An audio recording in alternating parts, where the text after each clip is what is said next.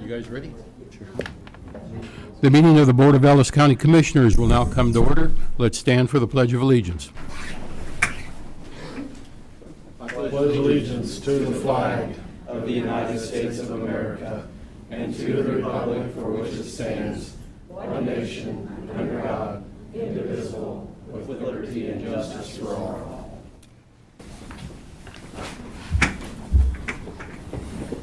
Don, if you could call the roll.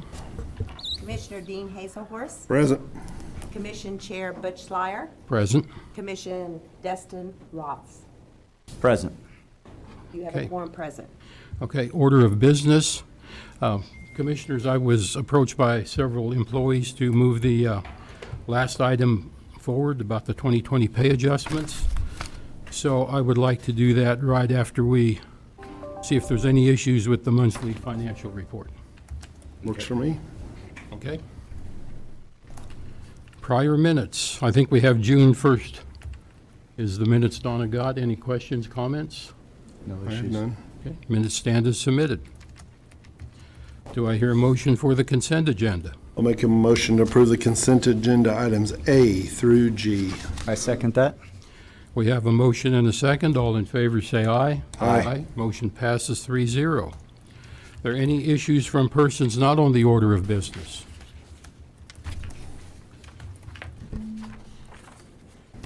Doesn't look like it. Okay, monthly financial report. Any questions, concerns, Commissioner? No issues. I had none. Okay. Okay, so our next item will be the 2020 pay adjustments. I guess this was asked to be placed back on the agenda, so it's back on the agenda for discussion. Mr. Chairman, I did call Darren and had him run it by you. And after I went home that night and I thought about it, when we was out promoting the sales tax to Ellis, Victoria, Shinchin, everywhere. I guess we never made it to Shinchin, but Ellis and Victoria, I remember it, Victoria very well. Numerous people brought that up. If we're gonna, older gentlemen in the crowd brought that up a couple times, what we're gonna do about adjusting our employees' wages, because they were under the understanding also they were fairly low. And I know over at Ellis, it was brought up again, and I know both places, we all three agreed if that sales tax passed, that we would do something with the employees' wages to try to bring them back up to scale. And I know we've been putting this money back. I've talked to Darren about it also. And I just felt after last week, after we talked about it, and I went home and thought about it. Actually, I thought about it half the night. I couldn't sleep, but that's beside the point. That it just really bothered me, and I thought, we promoted this at Ellis and Victoria both, and I just felt it needed to be back on the agenda to talk about it again and see what your guys' thoughts are. Commissioner Roth? Yeah, I guess I kind of prepared a statement. I did receive quite a few emails from employees this week, and I imagine there might be a middle ground here of things that we should do. I will note that when we were in Victoria and Ellis, we had no idea the coronavirus was going to hit, and we were going to see the unemployment numbers we do, and we were going to be in the economic situation that we are in the United States. So, 13.5% unemployment, and that's a good number last Friday.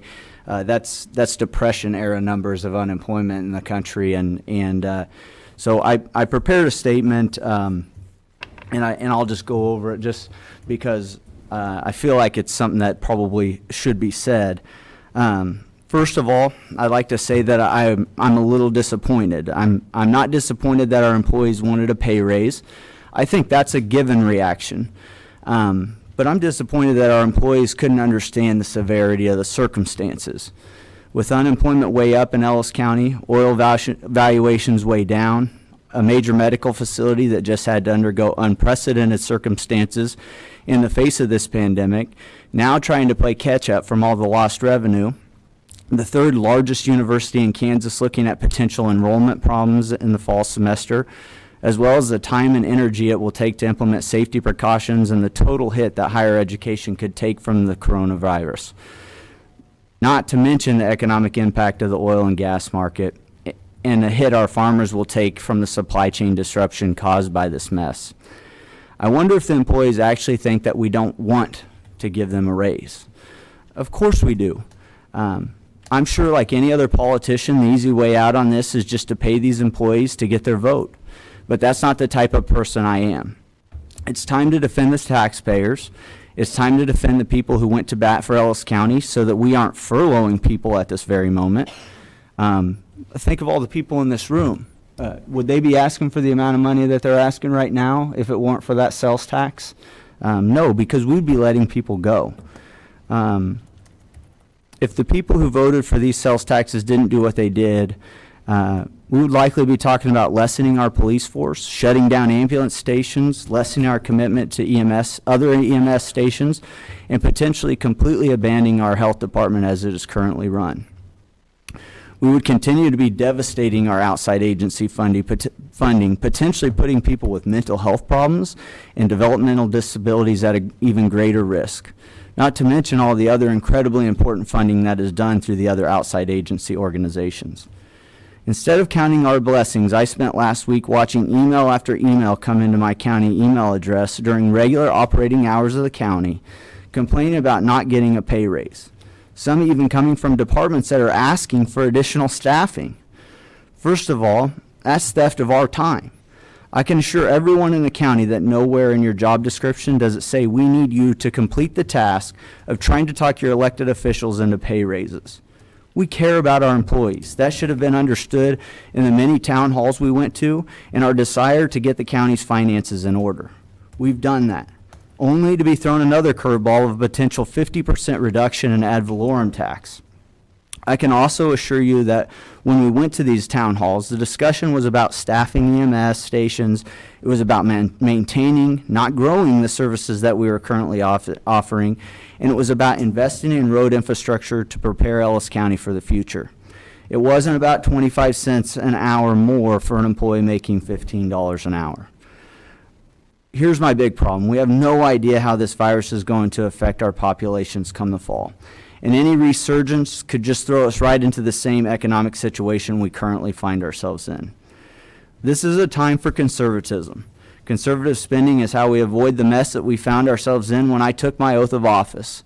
In 10 years, we need to get the county's finances in order, or future commissions will find themselves in the exact same situation, asking the taxpayers to bail them out, and potentially, at that point, running the risk of those taxpayers not believing that they need the money.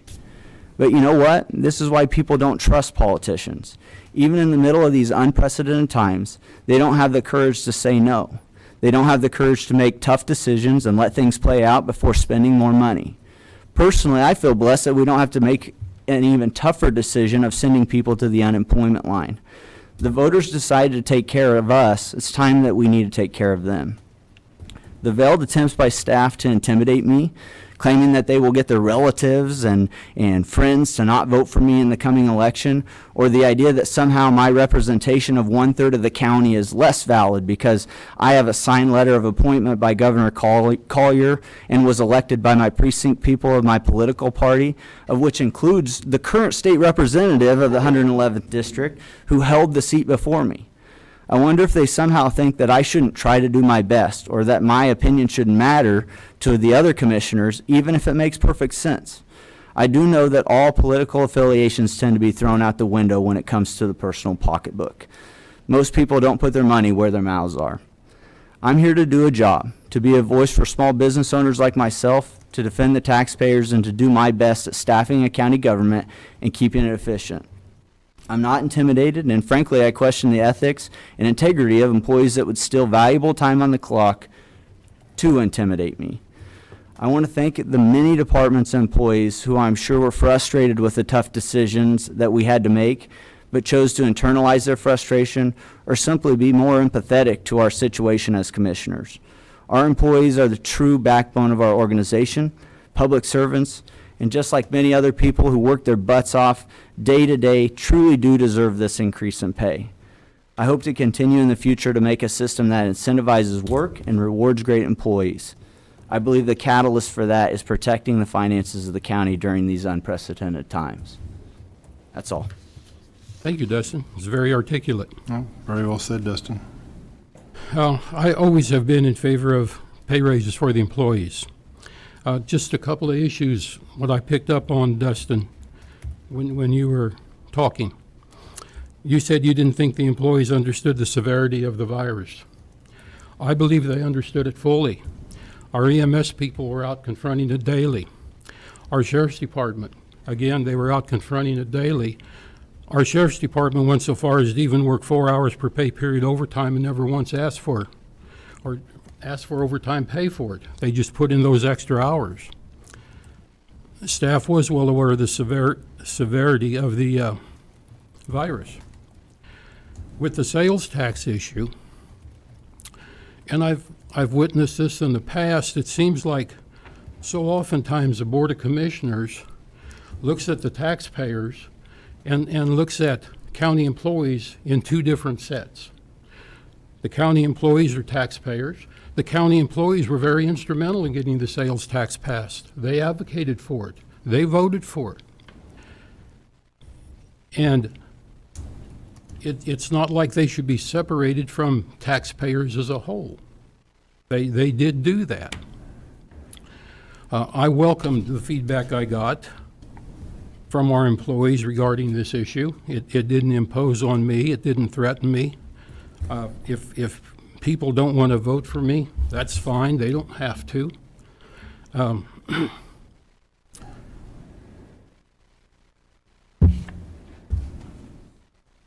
I have always been in favor of this. Our employees have earned it. Our employees did not cause this virus. They've worked through it. It's not a big pay raise. It's just cost of living, which I got with my Social Security. The government didn't come back and say, give us our money back because we had a virus. And I think politically, the hard decision is not to say, let's not give the pay raise. That's the easy decision. I've seen politicians do that all the time with Ellis County employees. Let's not give them this, let's not give them that. The hard decision is to stand here and say they've earned it and they deserve it. And I think it's time to quit talking the talk and walking the walk. The employees have earned this raise, they deserve this raise. The county is coming back alive, the state is coming back alive. I don't want to hold anything hostage to what a virus might potentially do sometime. If we want to do that, we shouldn't give any of these outside agencies here any more funding because of what that virus might potentially do. We can't look at the potential, we got to look at what's here and what's now. Things are coming back alive, and it's time we just get this done and get it done right. But Butch, do you have a number, if we give them the raise, what that number is? Or maybe Darren does? Know that number, Darren? I think it's around 40. Currently, with the adjusted figures, since we've postponed this about another month within, I think it was 2 or 3 more pay periods, to implement the final step of the Evergreen study and then the 1.6 COLA the commission had given guidance on, it would cost $17,310 to be transferred out of the budget stabilization account into the various departments. So short answer, $17,310 to implement those final 2, the pay raise for the completing the Evergreen study and the 1.6 COLA. $17,000? Correct. 300, yeah. That's just for those employees, Darren. Yes, so 1 to 5 employees, correct? Correct. So this will not include Correct. elected officials. It will not include the Public Works Director as well as the Building and Grounds Director because they all had raises at the beginning of the year. The county attorney, as an elected official, has chosen to postpone his raises until he has some time to be able to work out how those will actually be implemented. However, he feels that, I believe he's got the budget authority within his budget to make those since he's been shorted that position. And, but everything else, with the step raises, it's about 25 to 30% of the employees would get that step raise, the employees that are between years 1 and 5. And then all the other employees would get the 1.6 COLA. Mm-hmm. Okay. Besides department heads, or that includes what department heads? That would include all department heads except for Public Works, since he was the only department head that received the raise earlier this year. Mm-hmm. Any other recent adjustments that we've done to salaries, are those affected at all by this? Nope, there's not been any other raises except for what was approved. I believe it was January 12th with the resolution for the elected officials. And that would stay the same for all elected officials? Correct. They would not get the 1.6 COLA or any step adjustments. And I think too, Commissioners, we must not forget that we're asking the employees to give up another 3 or 4% towards their insurance premiums. I will note that we have, though, made some adjustments to the healthcare policy. I'm hoping that this doesn't affect them at all as far as their healthcare goes, because we were able to find savings in the healthcare. We part. hope that'll be the case. Yeah. The current budget that the commission looked at last year has the pay amounts for the overall amount per employee to stay the same without previous years about a 9% increase each year. But with switching insurance, it's potential that we can keep those rates the same. So the difference would be, instead of the employee, they would be paying 3% more out of their cost share of that overall coverage. Darren, before we were talking 80,000-ish, I believe. The last proposal, I believe, was it last month, beginning of last month when we talked about it, it was right at 60,000. But it is reduced to 17 because we've progressed through the payroll period by, I believe, 2 or 3 pay periods. That will reduce the amount.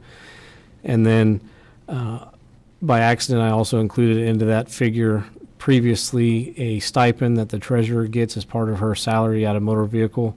That was to be part of that. So that previous figure of 60,000 is truly probably only 50,000. Okay. The other big question is, what does this cost us in real dollars next budget year? So the budget that you'd received, it's actually in there. I could run some figures and get those back to you for where we're at now. I believe originally we budgeted for 2%. It was around 2%, which is roughly, we budgeted about $150,000 a year for a 2% raise. So it's a good estimate, but the exact dollar figure I wouldn't say is above or below that a little bit, just depending on, as the commission knows, you budget a certain amount, and then once the commission approves it, based on what amount is there, is when it can be implemented. As you know, if we were to have done this at the beginning of the year, it would have cost more. We wait till the end of the year, it costs less, but that amount still rolls over to the following year. So just spitballing, probably $113,000 is the cost of this pay raise in next year's budget. So it'll actually, to be honest, it'll be a little different next year because we're adjusting. If you remember, I've did a lot of work on that employee spreadsheet to make sure our employee costs are accurate as possible. So we're actually reducing and changing a lot of the budgets to capture true employee costs. So it might be a little skewed next year because we're actually going to reduce them this year and increase some more next year as years passed. But about a 1% pay raise usually equals about $80,000 to $85,000 to the county. That's where we come up with that roughly figured at $150,000 Okay. to be able to budget each year for a 2% increase.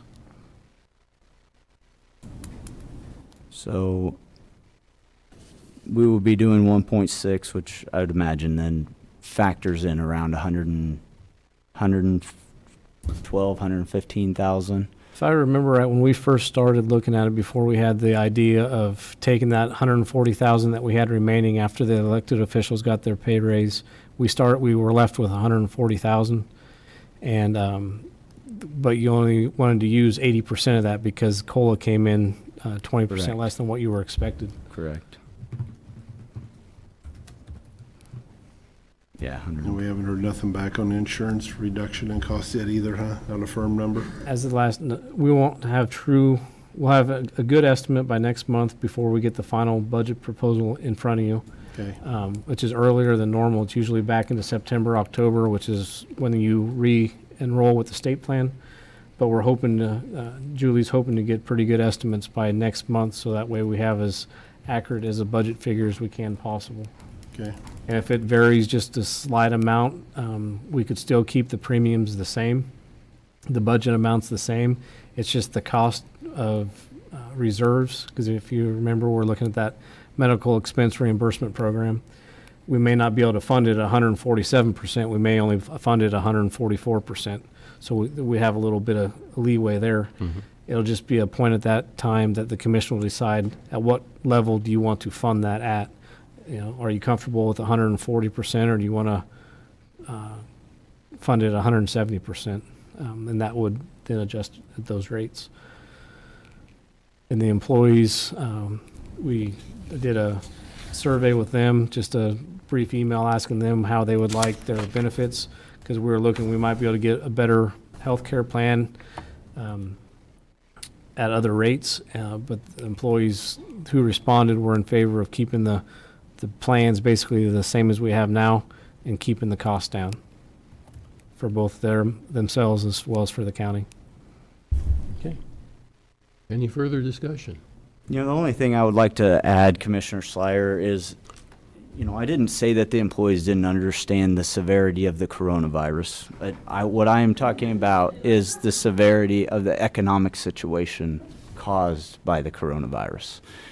The economic situation is the reverberating effect. We only had 10, 12 cases so far in Ellis County. That, for all the intents and purposes, it hasn't done anything to anybody as far as the actual virus in our county, besides make them not feel very good, and none of them went to the hospital and none of them died. And so what I was discussing was only the economic situation. It should be noted that the sheriff's office deals with it, that our EMS staff deals with Absolutely. it. There's no doubt about that. I even said, just like everybody else that works their butt off, they did earn it. The problem is, just because people earn things, just like in the oil field, doesn't mean you can afford to pay them. Sometimes people are out on a drilling rig during the middle of the heat, and they see oil go to negative $30 a barrel, and they realize there's no money to be paid. My purpose is for us to get in good financial shape so that in 10 years, the next commission that might be looking at this isn't going back to the taxpayers and going, okay, we did this, and even when things were tough and we were all struggling outside of the county building, you just said, to heck with you. You already passed the tax, you're going to take it. And frankly, I'm a retailer. I'm the one who does the collecting of the tax, and to think that it doesn't affect a little bit the business that we do in Hayes or around would just be a mistake. So I understand that these people understood what the coronavirus was and what it was doing and its potential for our county. What I'm talking about is the reverberating economic effect on our major employers, our oil industry, our farming industry, and as you said, they pay taxes just like anybody else does. The goal is to keep that mill levy to stay the same too. So, you know, a mill levy catches us a certain amount, and also not doing pay increases when we don't know what the economic situation looks like over the next 8 months. And you made a good point. We can never just always do, well, it might happen. That's a good way to never pay anybody and then be in a pickle of not being able to hire. But, you know, I heard a lot of gotchas out there from that. My entire statement was about the economic situation caused by this and about doing what's right by the private sector too. I said I want to give pay raises, but I just know that that is not the right financial decision. And as I said also, I think there might be a middle ground here. There might be a way to make sure our 1 to 5 year employees are catching up, so we don't run into issues of hiring. But a COLA increase in this situation is not the thing that we negotiated last year. It's a completely different situation than it was last year, and it's a 1 in 100 year situation that we're dealing with and coming out of. So That's correct. But I still contend things are coming back. They're coming around. Things are going to improve. They will improve. I'm very optimistic about that. I believe our county employees did understand the severity, the financial impact of this. Almost everybody was touched by someone who got laid off or who wasn't working. People's finances were affected by this whole situation. And I know you want to consider more of a merit-based type system of pay. We're still a long ways from that. We have a lot of work to do before we ever get that in place. I'd agree. And we told the employees we would give them a raise. It's the right thing to do. Politically, it's the difficult decision to make, because you're going to have probably a lot of people out in the public say, no, they shouldn't get a raise. I might have to do a lot of answering for that. I really don't care. It's the right thing to do. And, you know, in the oil field, as I very well know, Dustin's a little younger than me. I mean, I've seen this over my course of my lifetime. I mean, ups and downs at least 3 times, if not 4, you know, and it always comes back. I mean, I guess I don't want to base all my decisions off what the oil field's going to do. We have to base them off of what if we didn't have the oil field also.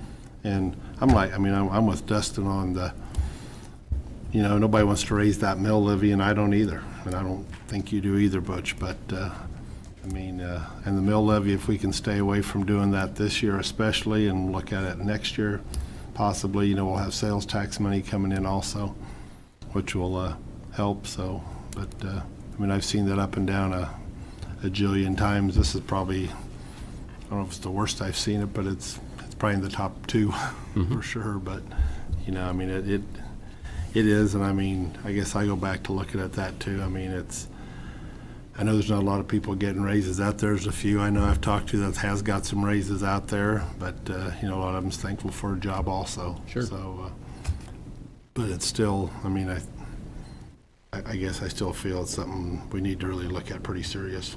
Okay. Well, let's settle this. I move the commission approve the budget adjustments as presented, resulting from the pay adjustment proposal from the Wage and Benefit Committee for 2020. Do you have an amount not to exceed? Should that not exceed $17,310? Is that the amount on my piece of paper? Correct. Okay. Second. We have a motion and a second. Any further discussion?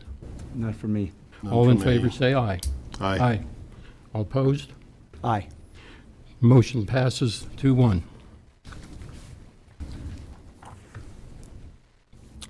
Okay, we'll move to the outside agency requests. If you could limit your requests to about 5 minutes, and then perhaps you'll have some questions you might have to answer from the board. And I think first up on that is going to be High Plains Mental Health. I think he was sitting there hoping it was going to be him. Good evening. Walt Hill. I'm the Executive Director at High Plains Mental Health Center. I have some other folks from High Plains with me, but we won't take 5 minutes each. Tom Dries, who's on our board, obviously Commissioner Schleier's on our board. Whitney Mater is our finance manager, and Kaylee Connor helps us with public relations and marketing. We have consolidated our budget request into basically a page and a half. We are requesting funding for High Plains Mental Health Center from Ellis County as part of the interlocal agreement that you belong to of $280,000. Currently, the funding from Ellis County is approximately $260,000. I provided some benchmark information to you on what our formula comes up with, but also want to point out that many counties fund above that benchmark. That's simply a starting point. Ellis County receives 32%, or patients at High Plains constitute 32% of all the patients we see in a year. Ellis County residents use 42% of all service dollars that we deliver. County funding from Ellis County represents 35% of the total county funding across all 20 counties. I do want to say Ellis County is in the top third statewide in per capita funding for mental health. In fact, as a proportion of total county budget, you rank about sixth in terms of funding for mental health. So you do a great job. We really appreciate that. Some larger counties don't fund as much. We're very thankful, but for transparency purposes, I want you to be aware of that. I'm not suggesting that you should fund any less, but be happy for what, and we're very appreciative for that support. I think to put an exclamation point on that, 68% of High Plains payroll goes to pay employees who live in Ellis County. Our payroll is pretty substantial. Here in Ellis County, we have physicians, nurse practitioners, many of our support staff are here in Hayes. It's almost a $4 million payroll to Ellis County residents. We've done some other things, and I've provided a summary of that for some alternate sites that we've begun providing services in the county. The health department, most notably, where we've begun seeing patients that come into the health department to provide supports to them. We have been participating in something called CIT, which is Community Crisis Intervention Team that works with police, with folks from NAMI, for example, that are part of that, and coming together, better understanding how to respond to situations where law enforcement are involved in that have mental health complexities. I'll stop at that point with just saying COVID has been a major issue for us. We have seen last week, for example, our services were down 40% in terms of the amount of services. People just aren't coming in. They're still reluctant to come in, though we're doing telemedicine into people's homes. We have seen a decline in $500,000 in revenue in the past 3 months out of a $10 million budget. So there are major impacts on us. I'm not saying that in terms of the need. We've kept all of our staff on. We're going to be fine. I think there's going to be a growing need for the services we offer in terms of the depression and other issues, PTSD, anxiety from the isolation and substance abuse, from people quarantining themselves, on top of the oil and ag issues that we're already seeing. So we'd be glad to stand for any questions. You said last year your funding request was 260? Yes, that's what you funded. That's what we last funded, year. There yes. was I believe last year was you had to implement some cut. We did. I think it was Funding went down from like 5%. Previously was 281. Mm-hmm. So we are asking to restore back to 280 where you had been in several prior years. Okay. So do you do any home visits or not really? We do home visits. We didn't do those as much. Those are typically people that have been at the state hospital can't get out. Okay. We didn't do those as much because of COVID. We did telephone calls in lieu of that, and then we bought 50 iPads and connected by Zoom to people in their homes and to try to make up. We have all of our staff back now in the office. We're bringing patients back in as they feel comfortable. The problem is not everyone's feeling comfortable getting out and about right now. Okay. Commissioner Roth, any questions? Well, just want to thank you for showing up at a few of the town halls that we had to answer any questions people had. This is obviously sales tax worthy money that we were discussing for mental health. I am concerned about unemployment and the effect that has on depression and issues in our society, and I imagine you guys do have quite the year ahead of you. Yes. From my perspective, the people kind of spoke on this. We never really wanted to ever have to do this. We were in such a situation last year. So, Understood. Thank you for working through the coronavirus to get the stuff out to people with mental health issues. And, as I said, I feel like the people have spoken that this is a need that I'm happy that we're able to hopefully get back to where we were before. How's your state funding been lately? Did they pick up any slack? They had picked up finally back to where it was in 1990. So we're back to that point. Good. Yeah, Good. Yeah, forget inflation or anything. We're finally back to there. Counties in the state put in about as much funding to mental health as the state. We've had more and more challenges with Medicaid.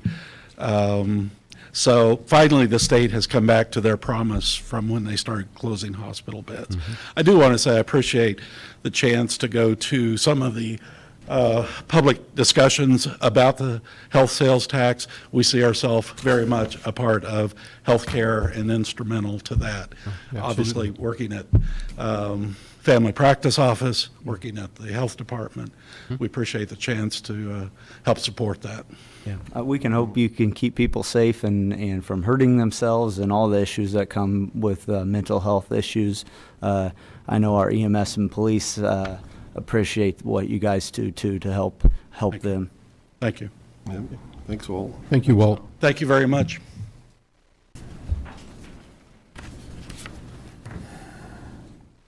Okay, and next is the Western Kansas Child Advocacy. Was that a hint?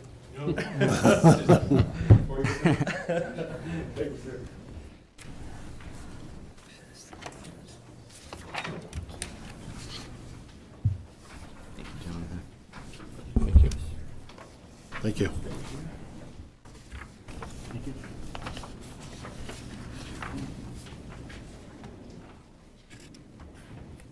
Okay. My name is Jonathan Harrow, and I am with the Western Kansas Child Advocacy Center. I am the development director.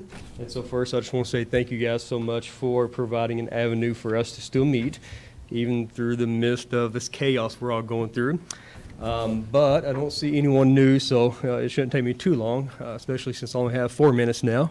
Basically what we do at Western Kansas Child Advocacy Center is we help heal the trauma of child abuse through support, prevention, and services. We specialize in forensic interviewing, of course, advocacy, and then also therapy. Last year we had, unfortunately, a record high of cases of 613. We had about 83% of our cases is actually sexual abuse, so that's something that we see often. And as our brother spoke about before me, it's one of those things that since this COVID hit, we have been extremely busy, and we're still at the front end of that. I feel like in Western Kansas, so we are in 34 counties. One of our centers is actually here in Hayes. But we're still at the front end of this to where our fear is that we're going to see a spike in the cases we have after all of this is kind of leveled out, especially as it relates to the mental health, issues. But we have been extremely busy. We didn't shut down. We're still on the front lines, and so I think just in the past 3 months alone, we've had over 100 some cases. 115, I believe it was. But we've been extremely busy. But we are the only CAC in the state of Kansas that has utilized mobile units. And so basically what they are big RVs that we have revamped to make them local center on wheels.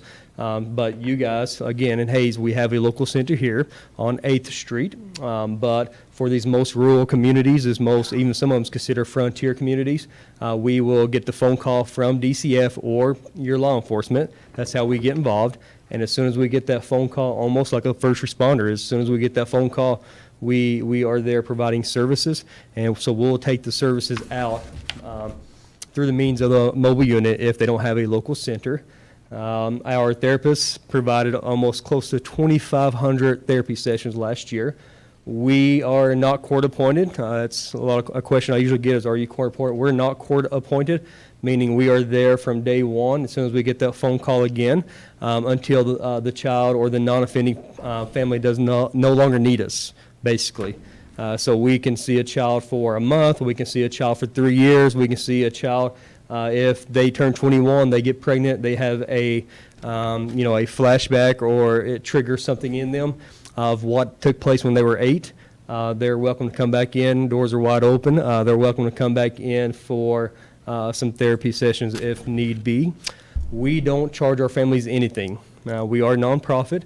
We've got a $1.6 million budget, and 70% of that gets met by grants. The other 30% of that approximately gets met by supporters like you guys and fundraising.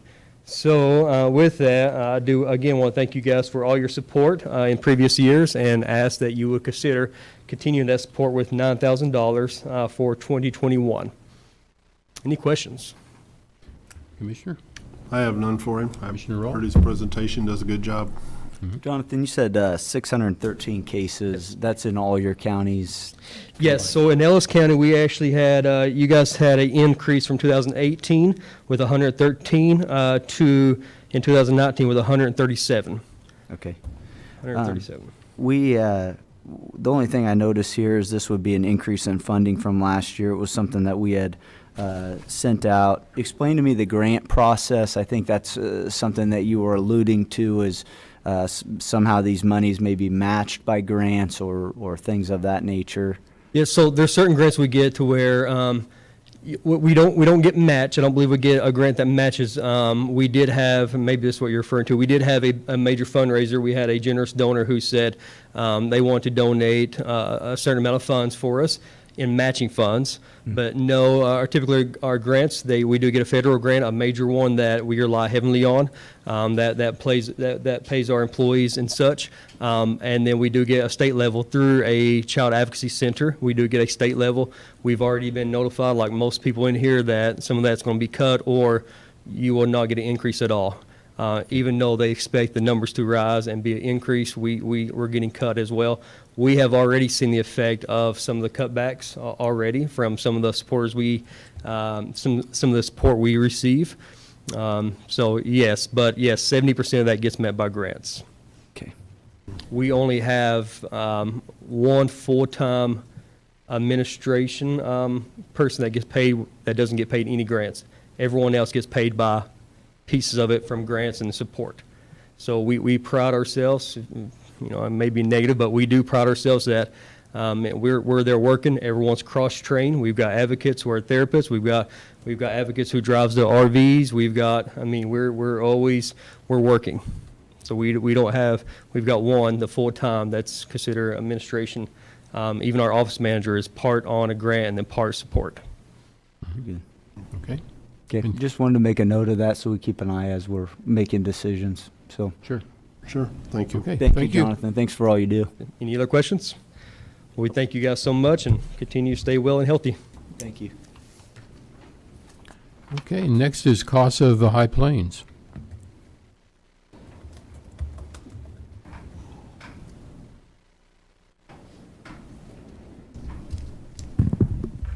Oops, sorry.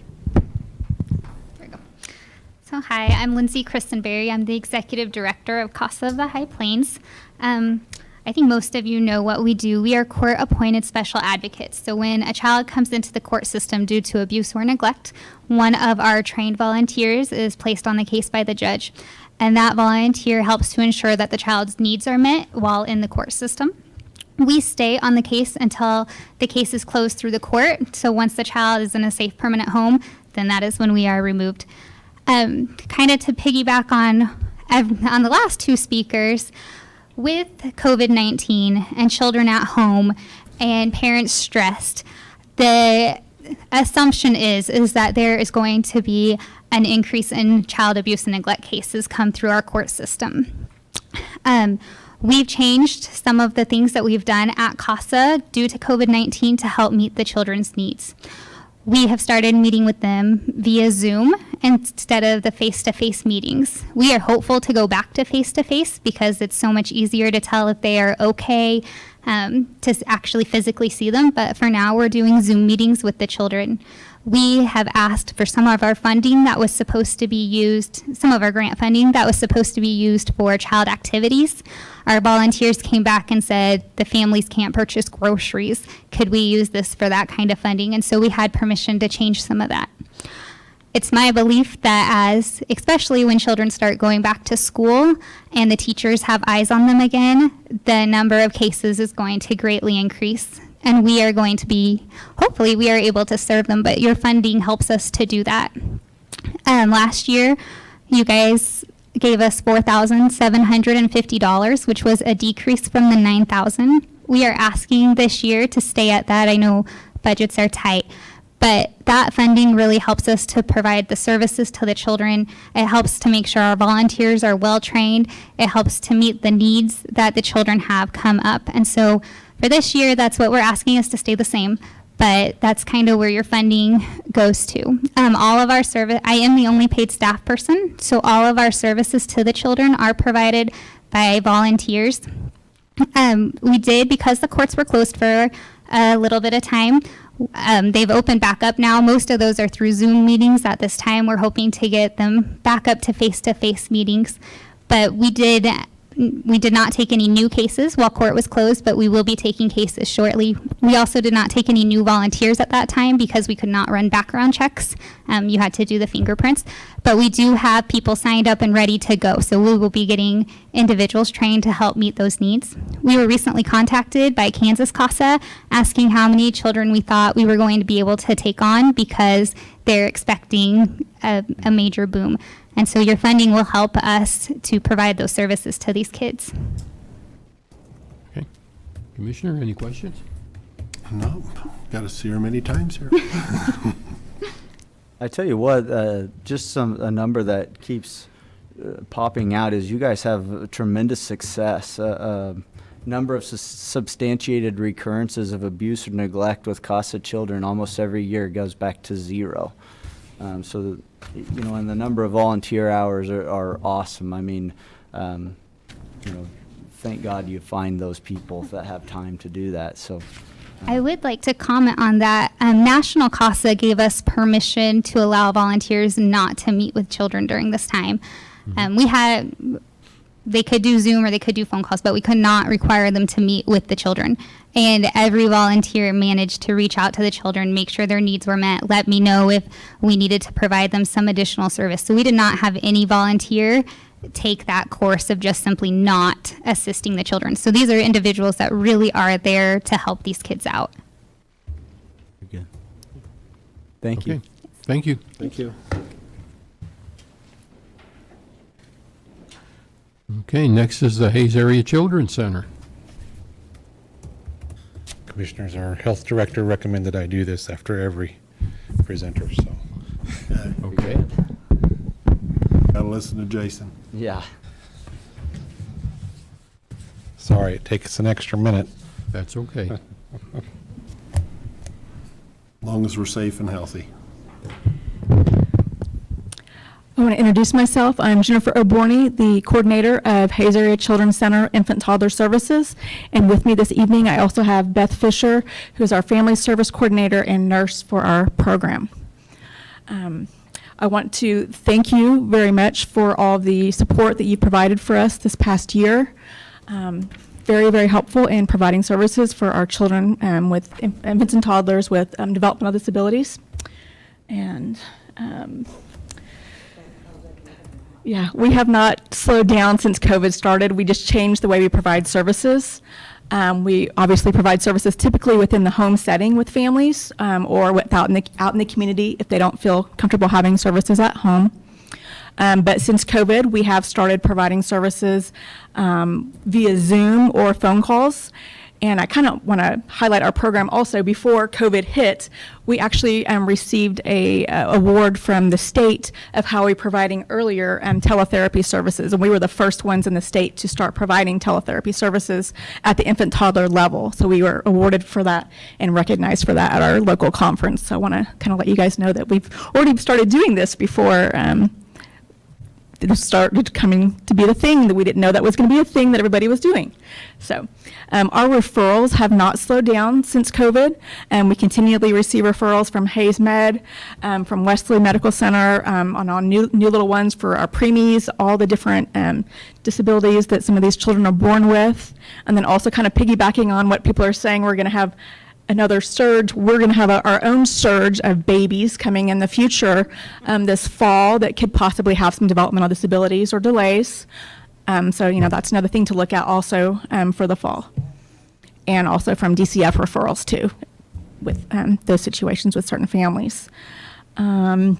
We also work very closely with KU Med Center, their autism team, and working with families on getting their young children, infants and toddlers, diagnosed early with autism and providing services and helping them get access to those services.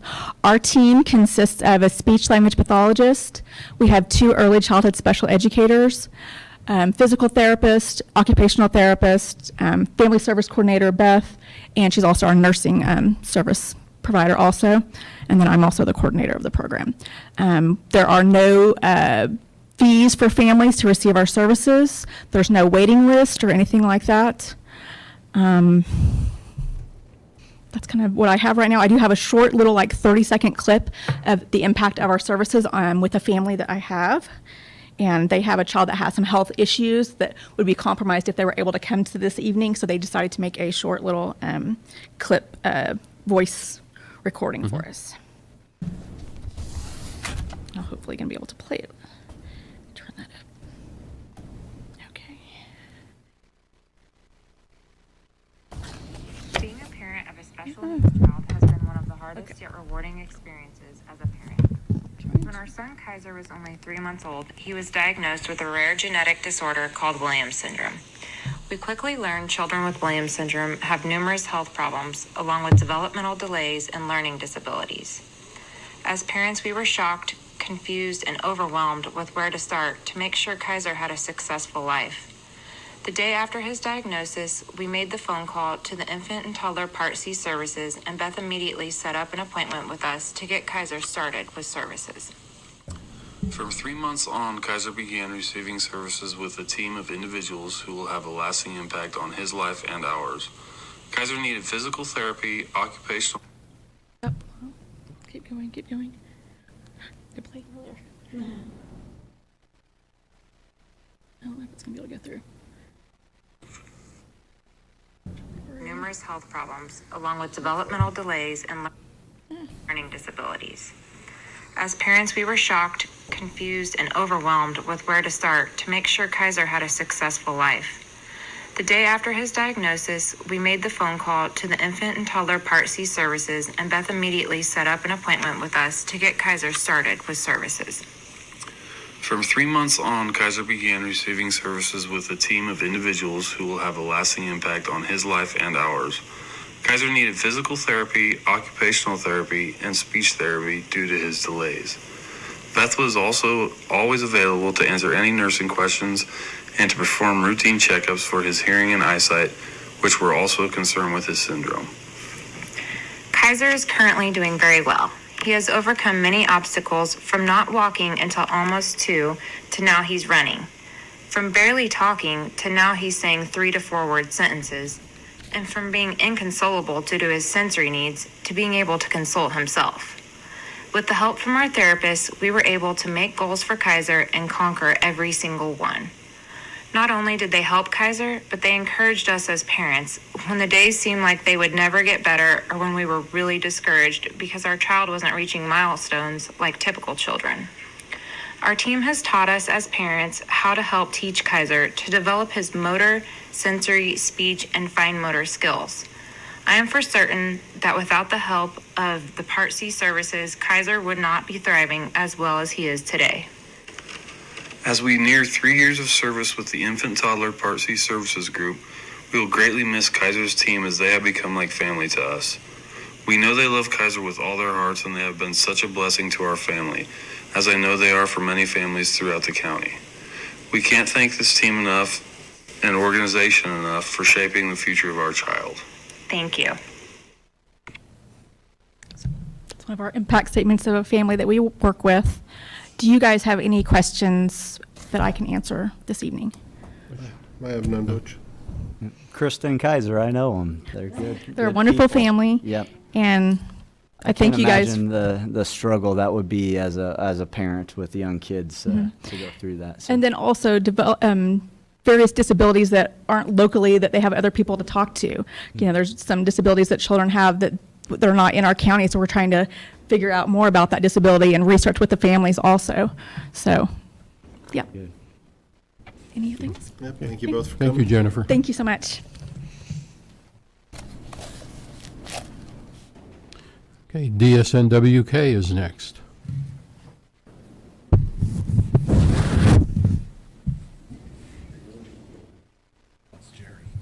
Extra. Can I say you missed a spot? Good evening, Commissioners. Good evening. Wade Cruz is here from Access. He runs our public transportation service. I'm Jerry Michaud, President of Developmental Services, and we're all kind of under one umbrella. And I hope to kind of give you maybe a little bit of a fast track, maybe combining both presentations, but Wade gets all the hard questions, okay? The first thing that I wanted to start out with, and let me introduce our comptroller. I've missed her the last couple of years. Karen Edwards, been with the organization for 28 years. Great asset to us. With the Access Transportation budget request, it's an unusual request in the sense that as part of COVID-19 and federal response through the CARES Act, we've received a bit of a surprise, and it has an effect both on our ask for next year for 21 budget, but it also has a bit of a positive effect for the county on the current year that we're in. And so I want to say that's exciting to be able to share something maybe positive that really doesn't usually go that way.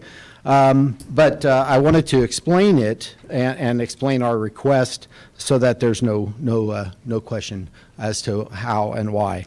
Our budget request for Access is to hold harmless the amount appropriated last year, $50,000. Now Access did take a reduction in funding as other entities, knowing that we are in a budget crisis here in the county. So our budget request is $50,000. Now let me qualify that with the insights about the CARES Act. And what we come before the commission here is for local share. That's important. Local share, when it diminishes, it has a ripple effect on what the state and federal dollars on transportation services. So when there's a reduction there, it has an effect. We received some communication through KDOT, the Department of Transportation, that they received insight dollars from the FTA, that's Federal Transit Authority, that they were going to be covering 100% of the funding. They generally pay 70 to 80%, depending on what the function is. They are picking up local share, the local costs, which has a direct playback to county support. So our request for this next year is for $50,000, but what we would ask is that let me back up just a half a step. Calendar year and fiscal year, it always plays with things. We operate on a fiscal year, which is July 1 to June 30. We're on a calendar year as part of the budget, so basically we're overlapping two pieces with last year's and this year's, okay? So I'm going to speak to next year's, this coming budget, which basically half of that year from January 1 through June 30th, that 100% coverage of local match for this transportation service will be met by that outside KDOT and FTA. Our ask for $50,000 is the same amount as that we would request if we did not have the FTA and KDOT support. We're asking only because I think someone said we have no idea what COVID and how it might play out. And so our request is for local support, but with an asterisk. We're asking that you hold the first payment in the new calendar year. If we need it, we can come to you and ask for it. If we don't need it, it stays right where it should be within your accounts here at the county. However, if we run into a pickle, our transportation services have to carry on. We carry those on. And so it gives us a little bit of assurance that when we know we've got to have local share, again, that matching piece, if it diminishes on the local side, the other side has a compounding negative effect. So that's our request for 21. We will have the same effect for the current year that we're in. Starting March the 1st, that's when the new funds were promised, that 100%. So we have a surplus amount, which we would be expecting payment from the county in June or July, and we're asking that the county hold that payment. Same principle. If something changes in the federal or in the state at KDOT, we may be asking for it, but in the meantime, we ask that you hold payment on access. Sounds confusing. Hopefully, it's less confusing going through that. It is a positive development. It surprised us, frankly, but we're glad to be able to share that. Are there any questions regarding that kind of nuance in funding? No. You know, I guess I just have one question. You said that was federal transportation and KDOT, correct? Yes. Okay, that are coming in on that money? Okay. Yes, it's all new funds through the CARES Act. Okay. And the idea is that we budget this just in case the organization that's $24 trillion in debt decides that they might not do as much as they told you they would do. You said that quite well. Okay. Thank you. Just making sure. No, that's exactly. It's volatile. That is really the world that we operate in, both transportation and then when I shift gears for developmental services in their budget. Great. All the information is contained in the packet for you, and we certainly would answer any questions that you have specifically to that. In the interest of time, I'm going to shift gears to developmental services in Northwest Kansas. And again, thank you, commissioners, for giving us the chance to come before you. I think I know most of you. We've been in operation for 52 years. We serve people in the 18 counties of Northwest Kansas. The lion's share of those individuals we serve is right here in Ellis County. Our funding is primarily Medicaid, and so any changes to that Medicaid system, both federally and then the ripple effect of how monies are appropriated on the state side through the legislative process, all has an effect on us. We do not set the rates; they are set for us, and we're still playing catch up on our rates for nearly a decade where there were none. So we're moving along. I think one of the previous presenters spoke about waiting lists and that there aren't any. Unfortunately, in the intellectual and developmental disability world, that number is over 4,000 people waiting. We have 35 people on the statewide waiting list from Ellis County. that are waiting. The average wait time is 8 years. That's a pretty tough thing to swallow. We, like many others, have struggled with turnover, and COVID did not stop us. We just had to change our role. We went to the work-from-home model. We continued to support people, and some of the very individuals we serve are among the most vulnerable, both health and other ways. So we've gone to a heightened state of awareness. We went to a no visitor policy. We're just now coming out of that as a protective measure for the individuals that we support. Our staff showed up. They continue to show up, and my hat goes off to them if I can brag just for that brief moment. They continue to stand at the ready. We struggle with turnover. Turnover rate averages anywhere from 30 to 40, depending on the time. Averages are out about 37 right now. We have 21 open positions throughout our organization, and generally we have unemployment that's relatively low. With COVID, it's kind of spiked a bit. I think if I read correct, 7.1 for the county. I believe that was correct. Our starting base wage, I'm embarrassed to say, $9 an hour, which is why when we come before the commission and our request for need is really to, I get the whole wage discussion from earlier. It's a reality for all of us.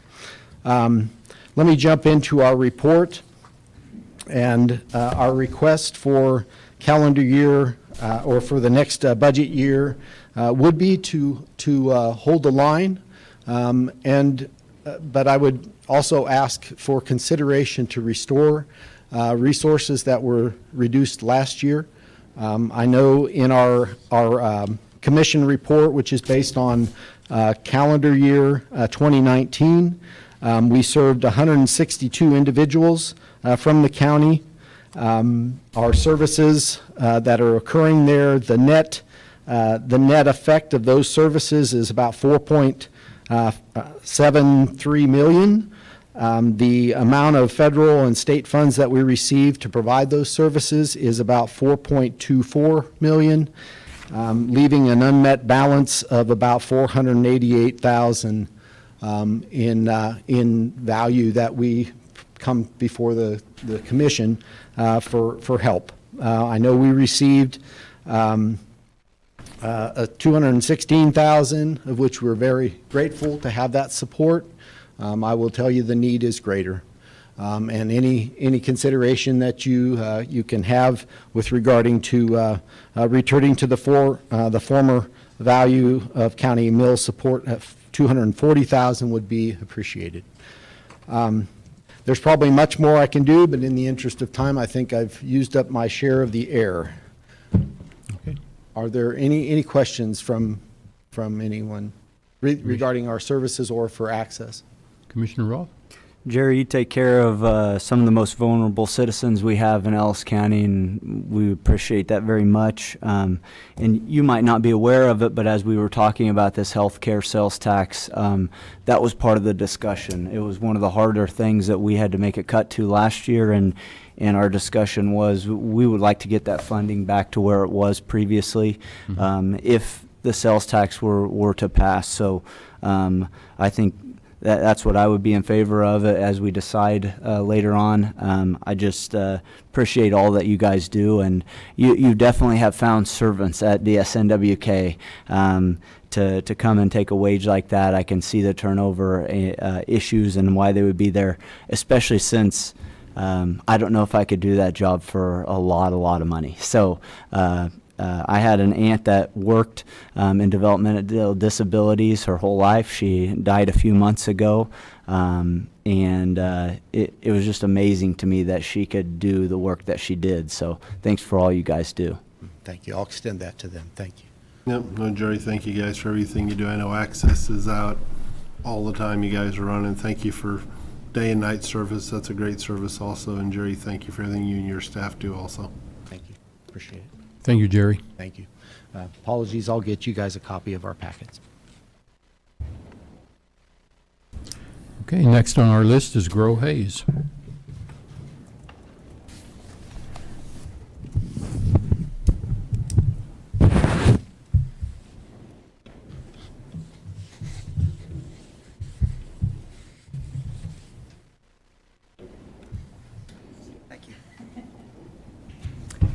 I'm Doug Williams, Executive Director of Grow Hayes.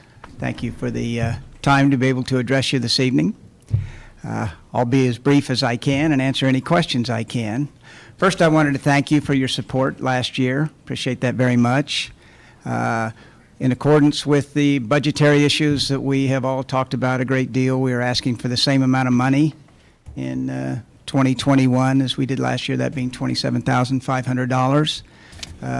The county has funded this organization from actually zero in 2019, which was at our request, up to $125,000 in years gone by. So it's varied widely.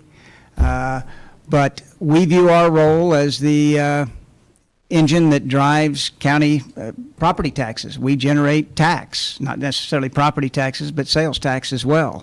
And of course, with the passage of the sales tax, this is a much more important component of Ellis County's budget for the future years.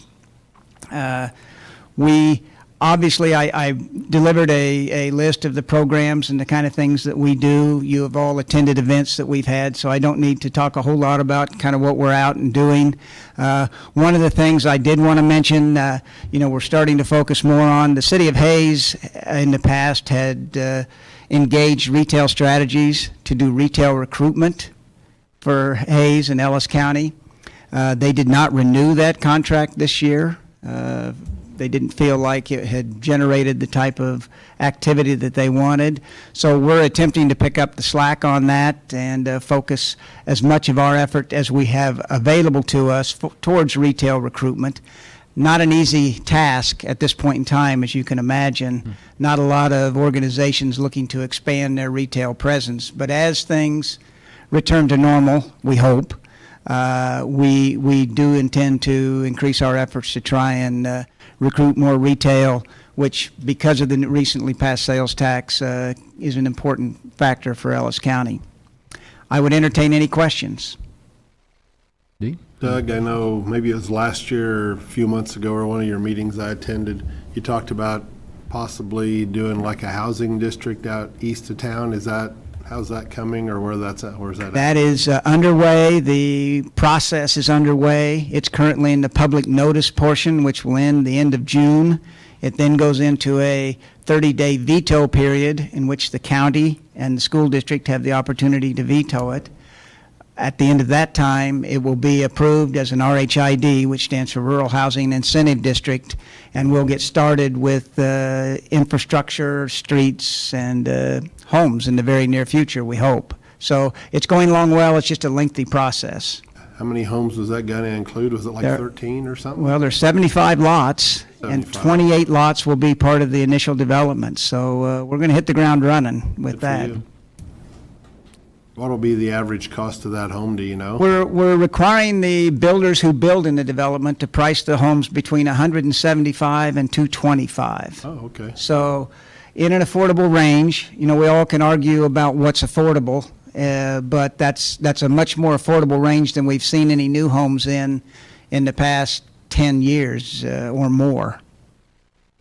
Yeah, new build construction in Hayes is usually quite a bit higher than that, and it seems like houses, even during this crisis, have been very hot, the real estate market. So surprisingly to me, I mean, you're a former realtor, what's your thoughts on this? I'm dismayed. Yeah. I'm not sure we've ever had a better, stronger real estate market in this community in the 45 years that I've been around it, and it's just quite surprising. But a testimony to our local economy and the really strength we have is the only explanation I can come up with. Mm-hmm.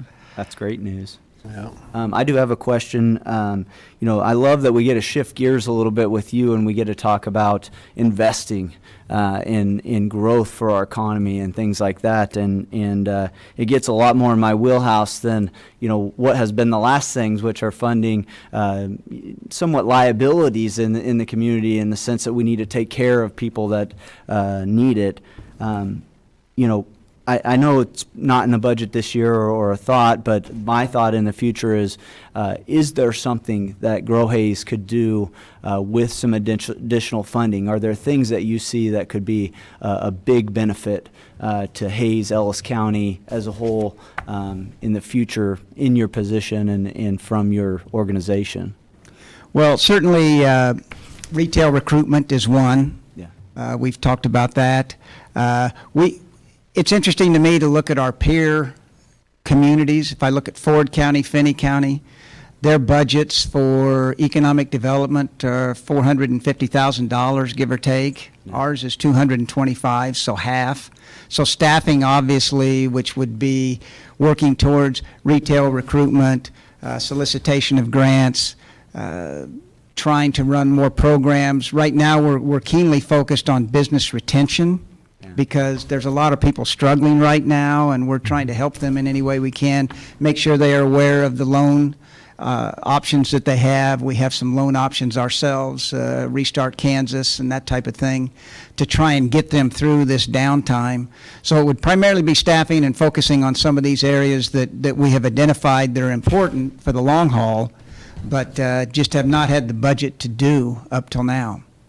And that is long haul budgeting. I mean, that's the hard thing with it. It's not pick and choose and try to find monies here and there to make those type of things happen. It really takes a commitment to economic development, and sometimes that's hard to do. It's really hard to do in the financial situation we found ourselves in last year.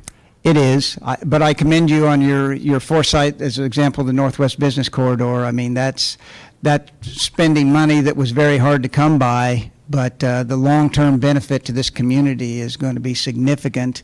And we obviously played a role in trying to get that going, the travel plaza, but also want to explore the possibilities of additional business creation out in that area, because there's going to be some more and some opportunity for some more. Great. Well, we're in the business of sales tax now for 10 years, Right. So we know that sales tax creation isn't always the easiest thing to come by, but I love that we've become such a regional hub, and I hope that we can continue that in the future. But yeah, definitely always feel free, and I imagine you guys feel the same way, of opportunities that exist, things like that. I love to hear them. I love to weigh on them. And if additional money is there, to be able to try to invest to grow our private economy. Mm-hmm. We would love to be the recipient of any additional investment you had in mind, so Okay. thank you very much. Yeah, Any thank other you, Doug. questions? Nope, thank you, Doug. Thank you. Doug. Thanks.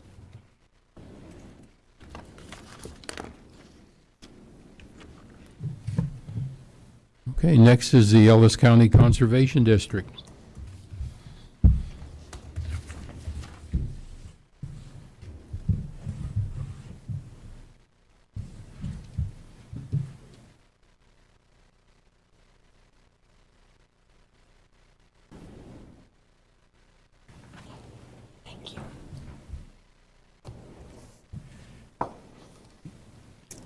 Good evening. I am Alan Roth, currently serving as Vice Chairman of the Board of Supervisors for the Ellis County Conservation District.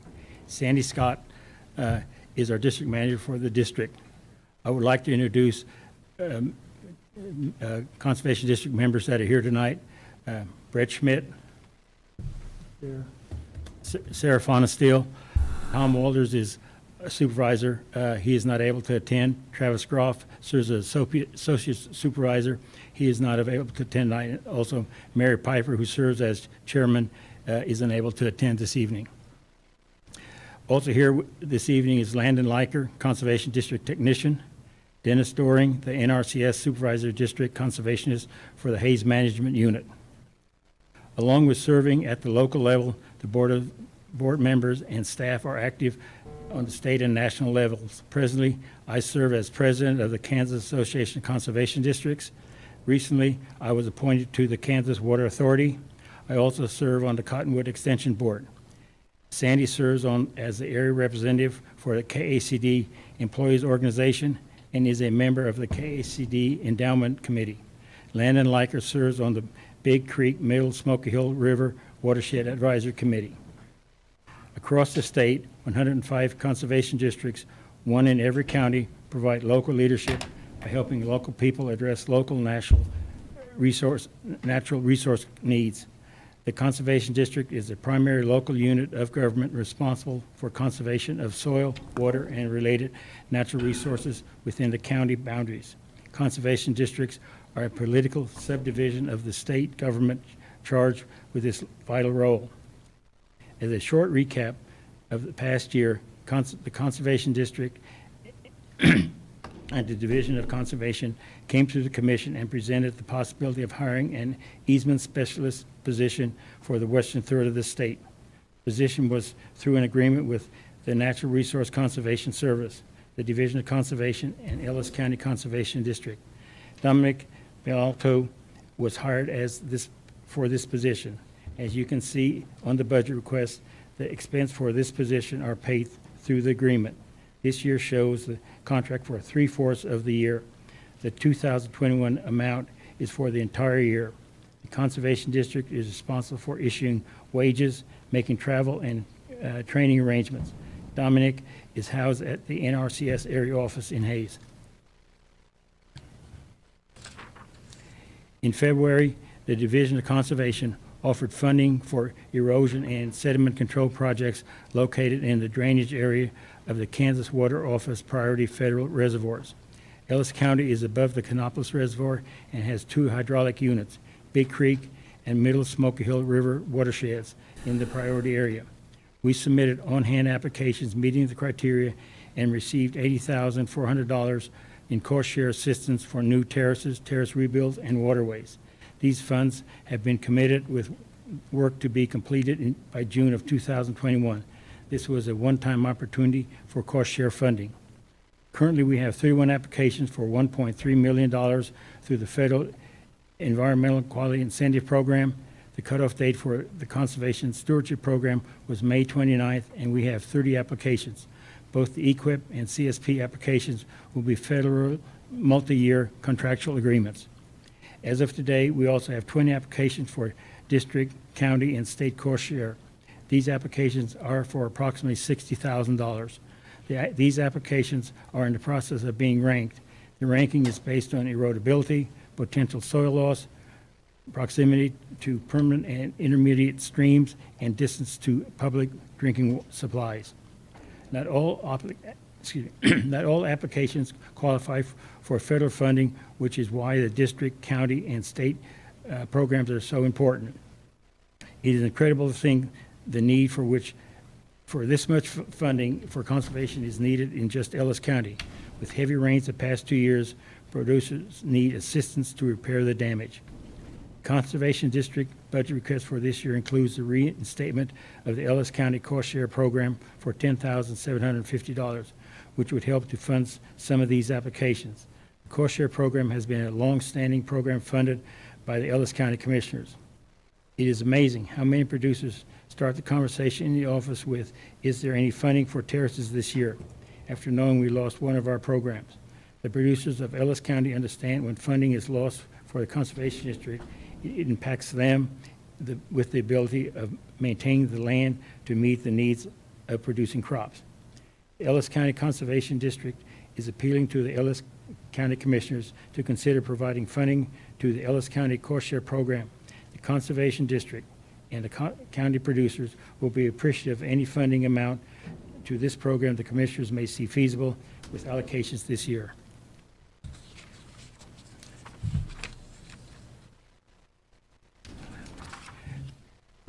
We are asking the Commission to consider $55,000 allocation for the Conservation District operations, which is the same amount funded last year. Our total budget request for operations and the Ellis County Cost Share Program is $65,750. Thank you for the opportunity to present our budget request. At this time, we entertain questions. Any questions from any of you? I don't have any, Butch. I know them both well and know their programs well and how they work in the county. You guys have done a great job over the past many, many years of your requests and putting terraces in and waterways and et cetera, and you guys do a good job with that. Thank you. Commissioner Roth? Alan, you'll get a kick out of this. My dad's name is Alan Rotes, and so it almost looks exactly the same. How does he spelled spell different. Well, his ALAN and ROTHS, but I always get a kick out of that. No, I'm excited that we're able to go back to putting some investments into land infrastructure in Ellis County. It's obviously a long-term thing that we're doing, and conservation districts of all things that government does, I think, is probably one of the biggest success stories. And I will tell you guys that, when we discussed it last year, it was obviously a tough decision, extremely tough. There should probably be some required reading at the conservation district. There's a book called The Worst Hard Times, and I read that. You mentioned it to me. I read yeah, it. It's a great book. Such a great book, and such a realization of what can happen without an investment in that land resource. Correct. And so I'm glad that we're going to have the resources to be able to do it. I think that it will be a good opportunity to help take care of the people that would have been coming in last year and asking about it. It's private property, but it's Ellis County property, and it's a long-term investment and a thing that has paid dividends, I think, over the years. Even when people are in financial problems in the ag industry, which seems to happen a lot to them, it's an opportunity for them to keep investing and not watch things go away on their property with a little help. So thank you for presenting. Okay. Thank you, Alan. Thank you. Thank you all. Thanks, Andy.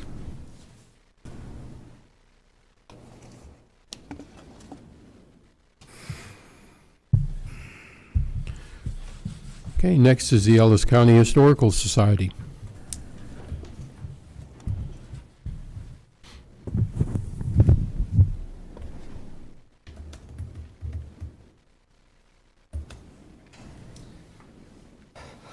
Good evening. My name is Paul Nienkamp. I'm the elected treasurer of the Historical Society, and I'm also an associate professor at Fort Hays State University. With me tonight are Tom Dries, the county-appointed representative, and I'd like to introduce Katie Annette, who is our new interim director of the society. I've submitted a letter and our budget, along with a short description, a pullout of salary and insurance costs that are making out the bulk of our budget presently. We are asking for the same allocation as last year, which was after the roughly 24-25% cut. We are down to just 2 employees. Katie is on salary, and then Betty McDonald is our archivist, and she works at $10 an hour. Both of them work with researchers, community members that come in and looking for genealogy or other topics. So they're still doing quite a bit with just the 2 of them. We have cut our expenses down to the bone, really. And we continue to work on making things as efficient as possible, but continuing to do the mission of the Historical Society, preserving items, preserving documents, and helping the community have access to those going forward.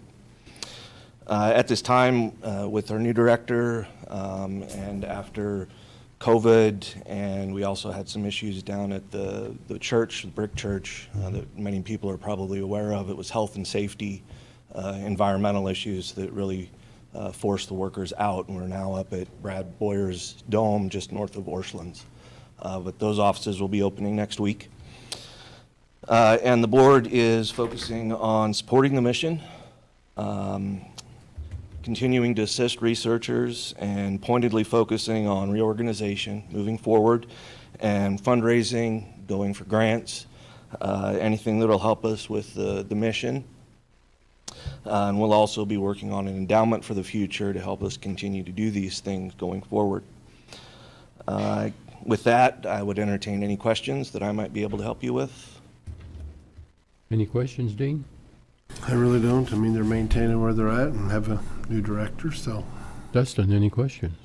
I just have a few questions, mainly about the idea of grant funding. I think that is probably the key aspect of getting the finances back in order.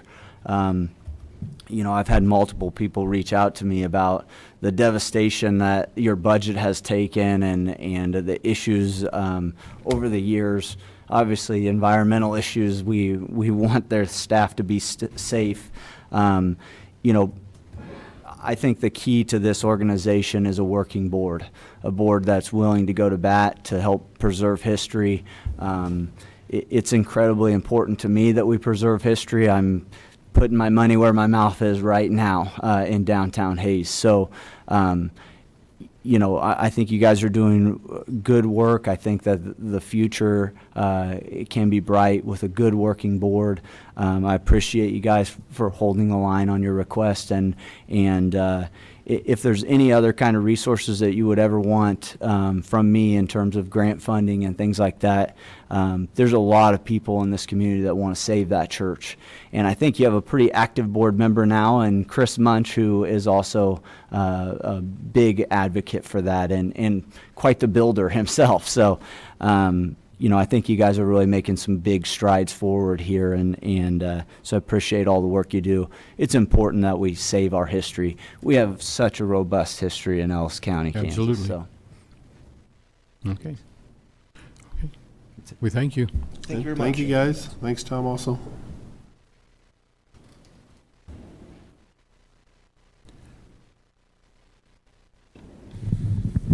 I hope my wife isn't watching. She's going to think I need to clean more. I think you're doing a good job. You might. Okay, next will be the Ellis Alliance. We'll have to talk to Greg, see if he needs a part-time employee.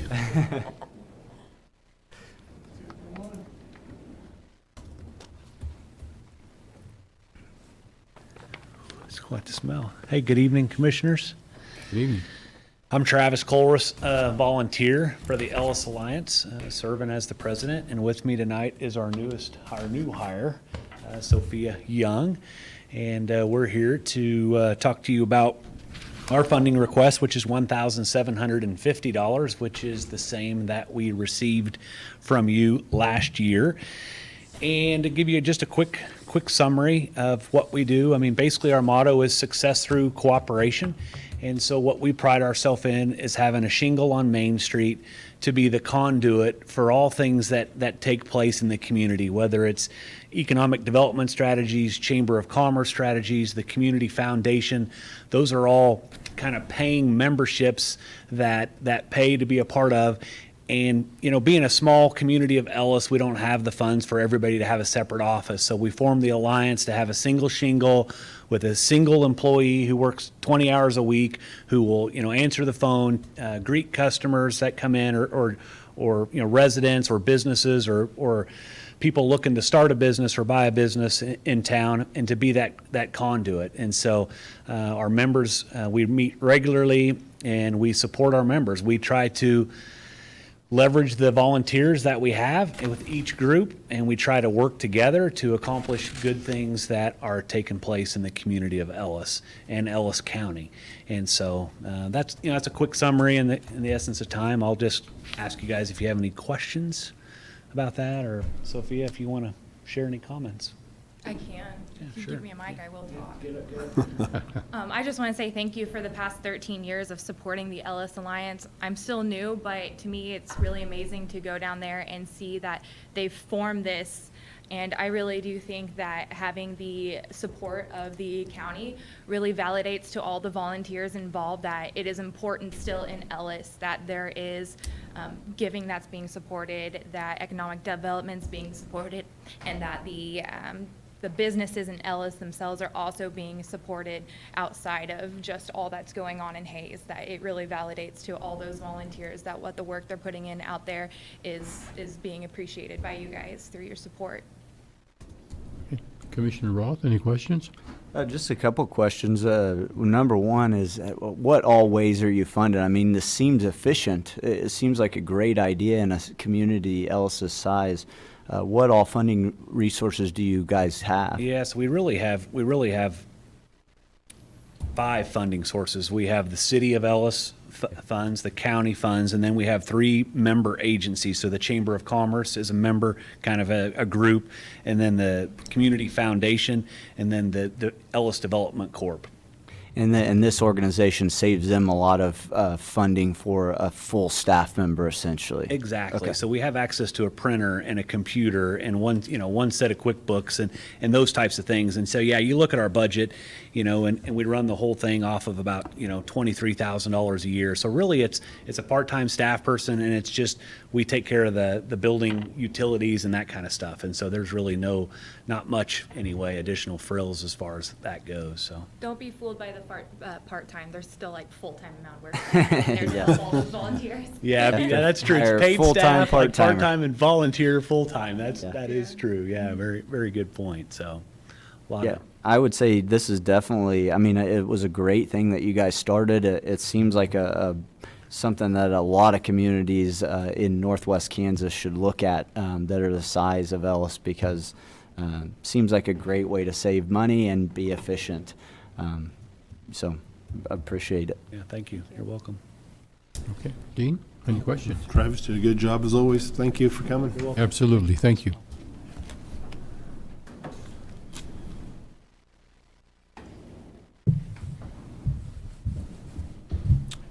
Okay, next we're going to have Council on Aging. I think we start with the Northwest Kansas Area Agency on Aging.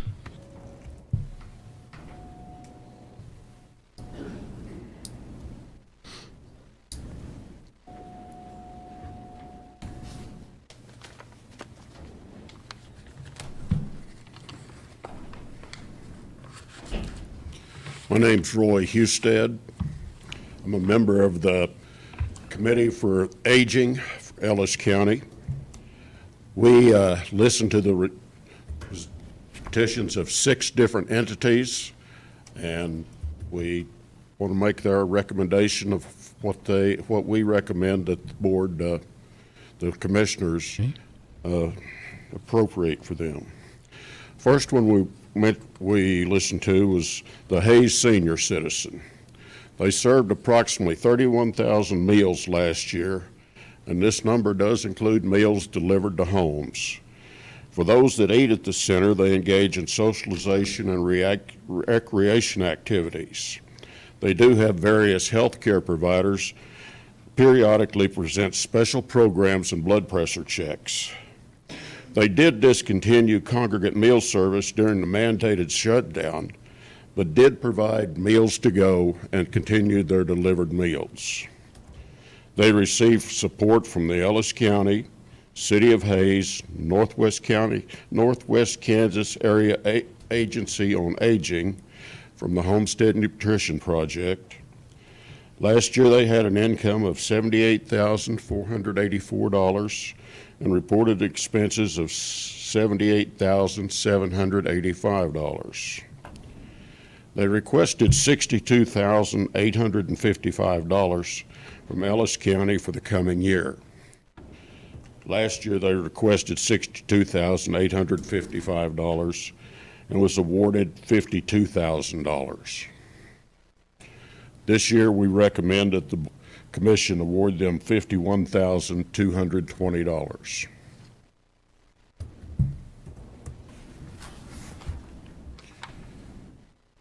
The Ellis Nutrition Center. They serve meals 4 days a week. Last year they served 7,948 meals, and this includes meals delivered to homes. For those that eat at the center, they engage in socialization and recreation activities. They did discontinue congregate meals during the mandatory shutdown, but did have to-go meals and continued to deliver meals to the homes. They received support from Ellis County and the Northwest Kansas Area Aging Agency. Last year they had an income of $19,689 and reported expenses of $19,128. They requested $17,700 this year. Last year they requested $18,000.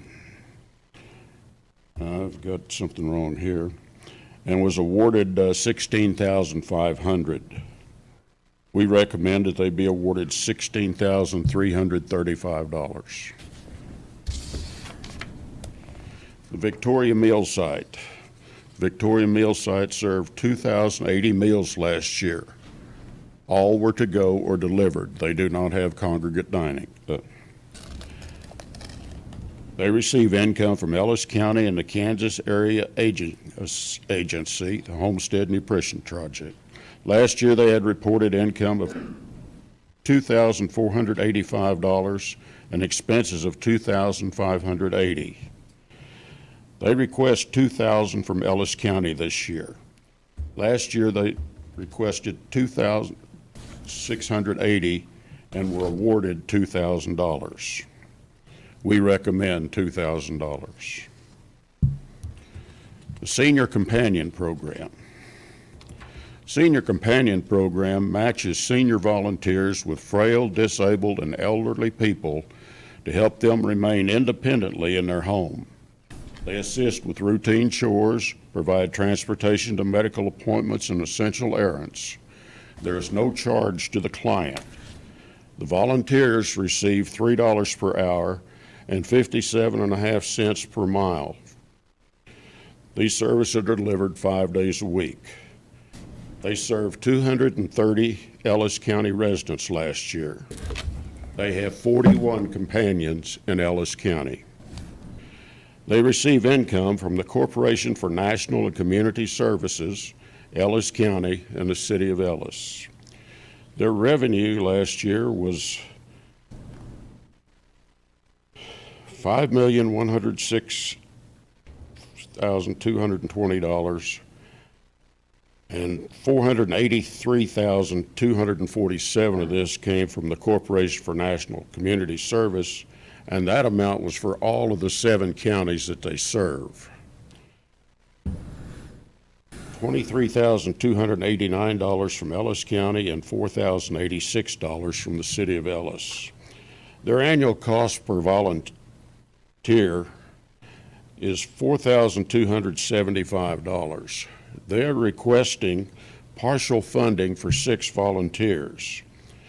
They asked for $23,838.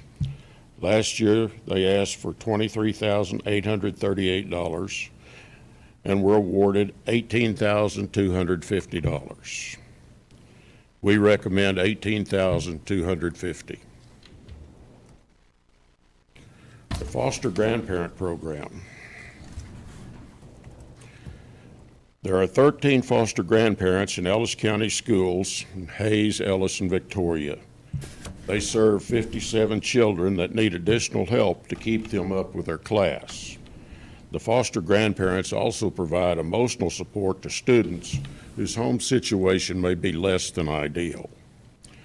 Their purpose is to engage lower-income older persons in the community service by helping at-risk children and youth in school, preschool, daycare centers, and Head Start centers.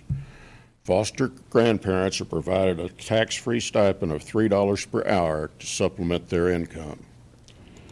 The Foster Grandparent Program receives funding from the Corporation for National and Community Services, Ellis County, and the cities of Ellis and Victoria.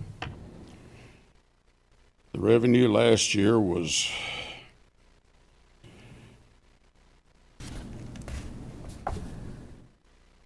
$203,112.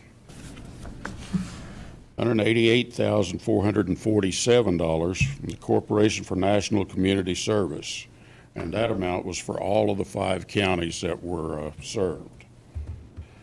$11,645 from Ellis County, City of Ellis $1,000, and Victoria $2,020.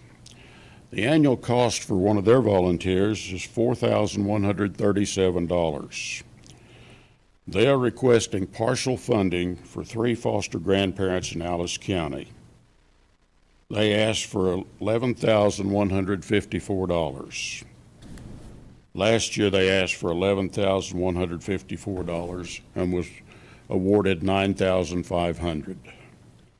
We recommend $9,500. Then there's the Northwest Kansas Area Agency on Aging. They are a source of information for older Americans and their caregivers. They provide information on available options and in-home services for seniors to remain independent in their home and community. Last year, they provided services to 6,600 Ellis County residents. They also provide the food for the 3 meal sites in Ellis County and are a source for replacement equipment at the meal sites. All ages 60-plus individuals are eligible for assistance. Their targeted population is low-income, minority, and the frail and vulnerable elderly. Northwest Kansas Area Agency on Aging is required to provide local county match dollars to pull down federal and state care dollars.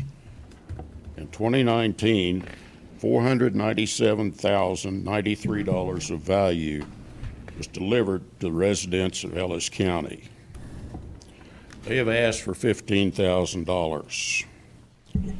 Last year, they asked for $15,000 and were awarded $14,500. We recommend that you give them the full $15,000, partially because they are the ones that the 3 meal sites go to if they have problems where they can get some help with equipment and things like that. Last year, these agencies requested $133,627. Committee recommended $112,750, and the commission approved $112,750. This year, these agencies requested $132,547. We recommend $112,305. Do you have any questions? Dean, do you have any questions? It's just a good deal that you guys do, Roy. You serving the older community, and Ellis County is, you know, we're not getting any younger, none of us, and I'm glad you're doing everything you do, serving the meals and everything. It's a great program. Yes, and there are a lot of senior citizens, and a lot of this, the senior citizens are actually working in these different agencies to help them go on as volunteers, and that's one reason they can keep their expenses down. And that foster grandparent program, that's a really good program in the schools. The foster grandparent program is one thing that we in the committee really looked at because of the emotional support that the teachers say that they can give the children. A lot of times, the children don't have anyone at home that they can come to and ask questions and just express themselves. But these foster grandparents, they can do that, and that helps with both the students' mental outlook and also their learning abilities. We think that is a very fine program. Yep. Absolutely. Good deal. Commissioner Roth? Yeah, there's no doubt there's been studies of the Ellis County area on the economic impact of retirees and how we need to do our best to support people that might want to move here and retire and get old and have the health facilities that we have and things like that. So I'm glad we can continue a commitment to all these agencies that do just that, make it a better place to come and retire and create the economic impact that is, I think, $120 million more dollars a year than the second biggest industry in Ellis County. So it was surprising when GrowHaze did that study, and I saw that. It just reiterates the fact that we need to make an investment in making it easier to grow old in Ellis County, Kansas. Yeah. You know, when we had our meetings, we had the opportunity to sit in the chairs you people are sitting in. And we also took it under our consideration the budget problems or budget situation that the county has. We would like to give them everything they ask. So we realized that wasn't important, and we gave them as much as we thought that would be practical. Okay. We really appreciate the practicality of the situation and your thoughts of helping keep us economically strong too. Thank you, Roy. Thank you. Thanks, Roy. Thank you, Roy.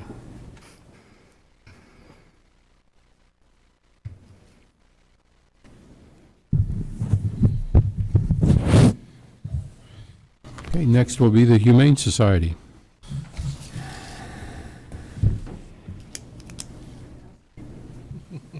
Mm-hmm. Thinking old Mike's got a future. Yeah, he does. My name is Betty Hansen. I'm the manager at the Humane Society of the High Plains. This is Jessica Freeb. She's my assistant manager. Last year, we had a 5% increase in animals coming in from the county. We had 74 dogs and puppies, 48 cats and kittens, all strays from Ellis County. It was a total of 122, which generates a total cost of around $6,100. Last year, we requested, I believe it was 3,000, and we got 2,600. And that is what we're requesting this year, is 2,600. We are a no-kill shelter, so, and I'm really happy to say that all of these 122 animals were placed in homes or rescues, and very, very little euthanization do we do. I think unless it's some sort of medical that we cannot care for or take care of, something terminal or something like that, all these animals are cared for and placed. So our adoption rate extremely high. It's in the 97% range. So other than that, if you have any questions, everyone's pretty much aware of what we do, how we do it. So we get a lot of compliments at our shelter that we're one of the best in the state. So we appreciate that. Just recently, somebody came in from Wichita and said we have an amazing shelter. So we're very proud of that, proud of our staff. We'd like to continue. Rescue dogs are the best there are. Absolutely. There's none And better. I would have to say that a couple of these probably went to our personal homes, too. I know they did. So we appreciate your support. Commissioner Very much. Hazelhurst, any questions? Nope. Good job. Keep up the good work. Thanks. Thank you, guys.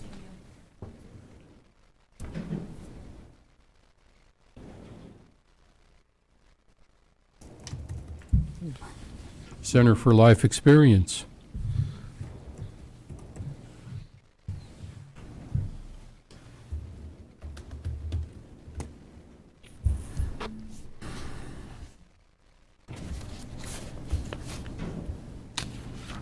Good evening.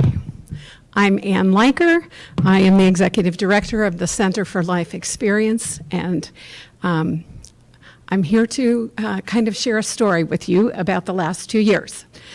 In December 27th, 2018, in the middle of a blizzard, the Center for Life Experiences, which had been at the First Presbyterian Church for 18 years, moved in a blizzard to the Hadley Center, room 251.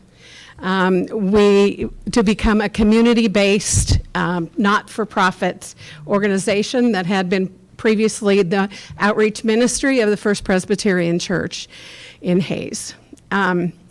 So we moved in the middle of the blizzard, and it turned out we were with a great dedicated board and group of people that we serve, and we were very excited and to settle into our space and unpack. And about the time that we came here, you all are aware that we saw toward the end of a very snowy, blizzardy winter, but we still, in April, we had served our groups, we were able to have an open house, and we had over 150 people at our open house come and see our new location. And we continued on. We acquired at the recommendation of a board member, Dawn Gable, who her specialty is in PR and marketing. We acquired an app that could help us track our donors and keep people up to date. We send out a newsletter by email, and we were very grateful in getting off the ground that you all, out of your funds, your personal commissioner funds, gave us a vote of approval in 2008 and gave us $1,000. And last year at this time, I came to ask for a request. The request was for $6,000, which was approximately less than 1% of our budget for for 2019. We were very concerned, as a new not-for-profit and so on, about how our first year would go, and we knew it was either going to be, we were going to get a message of either sink or swim. And in December, we had a great, really celebration. We had a great year. We had horrendous support that we never even expected from the community. We had grants from some of our local foundations and local supporters. We just were absolutely blessed, and we appreciated. We asked for what you gave, the award you gave us for $1,700 out of what we asked for helped us. And we were excited. We had an intern who had done a survey about the social and economic impacts of grief and loss on a community, because we all are aware of the emotional impacts of grief and loss. I'm sure all of us are, and what it can do to a family or to an individual. But we also felt, and the board recommended and asked, that our intern do research on the social impact. And she did. She started the first project, and first part of the project doing research and something that we thought would be abundant out there in terms of numbers. And this is the social impact on businesses, on staying in the community, on all those kinds of things. There is virtually nothing out there in research. So she proceeded and did a survey of current members of the groups, and did an extensive survey. And at the same time, she was a social work intern. She spurred the interest of several faculty members at Fort Hays State University. And by the end of the semester, they were very interested in what we were doing and wanted to continue, with the hopes that eventually our study would expand, would take in all those kinds of factors, and that they would then co-publish that with us. And we had an intern this semester who was continuing that project on as well until COVID hit, and then we no longer had her. And so we still are working with the faculty at Fort Hays to continue that research. We did learn from the first part of the research that isolation is a great factor in terms of people when they have dealt with a loss. Economically, losing part of an income, if you're a married couple both receiving Social Security and your spouse dies, you lose that Social Security. That's a huge impact. And isolation and having to give up things. One of our group members right now is struggling because his partner died, and he can't even afford a car to come back and forth to Hays from where he lives in Shenshin. So we've been helping him. We do all kinds of help like that for our various people in our groups. As they are recovering from loss. We also have Healing Hearts, which is for parents who've lost a child. And we have many parents in our community who suffer that loss, and it is devastating to them. And we support them. We continue to also care for their children. We care for the children by the annual Kids Healing Kids Hearts Retreat, which serves between 20 and it serves 20 children in our community between the ages of 7 and 12. And we were full last year, over full as a matter of fact, and we had a tremendous year. We've had a lot of very positive, we had a great year. And based upon the budget that is in your packet, The board was very optimistic, and we also were receiving a lot of requests for us to go out and serve in other counties. Don Leiker and I, Don is the chair of our board, were invited to come out to Bird City, the Cheyenne County area, where there are 8 counties, and they were interested in how do we get your resources, how do we locate resources, because first of all, their death and loss in that agricultural isolated those communities is very impactful, and second of all, the suicide rate is also very high in those areas. And so we formed a working relationship, and they have some other things that they are putting in place, but they also want to continue to work with us. Our Healing After Loss of Suicide, we continue to get requests to come. We got a request from a school district to come and talk to the kids about, because they felt like the kids weren't really grasping the bullying form that was going on about death and what it means and the impact that it has. So we have had a great response, both financially, economically, and by yourself, by the city, the United Way. Our funding is strictly from donations and from grants. And so this year we made, as you see, we were hopeful in January that we were going to be able to not only build in Ellis County, but also bring in some other counties that are really needing it and been requesting it, that we've said, whoa, whoa, whoa, and then March hit, and the COVID hit, and as all of these agencies are talking about, our board responded. When we had the stay-at-home order, they requested that, talk to both of myself and our very part-time office administrator, and got us set up to work from home. We continue to have the support groups through Zoom. As some of you have indicated, Zoom, especially for older people, is a little overwhelming, and they are starting to respond well to that virtual engagement. And we decided to continue through June to see where we would be going, and we hope, in conversation that we hope to have with Jason Kennedy and with the board, we hope that in July we'll get back to meeting in person, because they really miss it. It's that getting out of their homes, it's seeing other people, it's talking to other people. And so we did our very best to keep our services going, and we still are. We're still working from home with part-time in the offices, and we hope in July we can do that.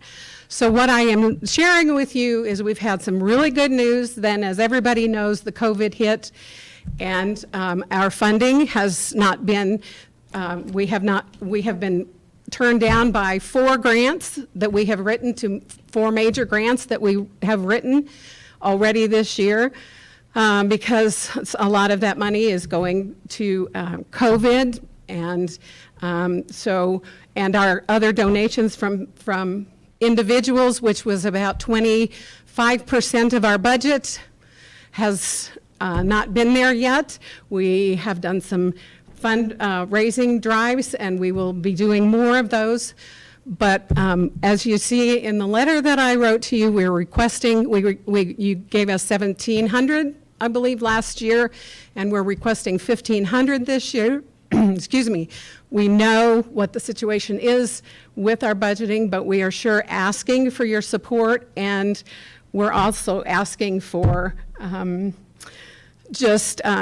with the COVID, every time I live close to Canterbury, and when I'm going back and forth, it breaks my heart to see people standing outside of the nursing homes, communicating with their loved ones and not being there to say goodbye. And we average somewhere, because Ellis County's stats are not current, but as close as I can come extrapolating, we average about 200 or two more deaths in Ellis County each year.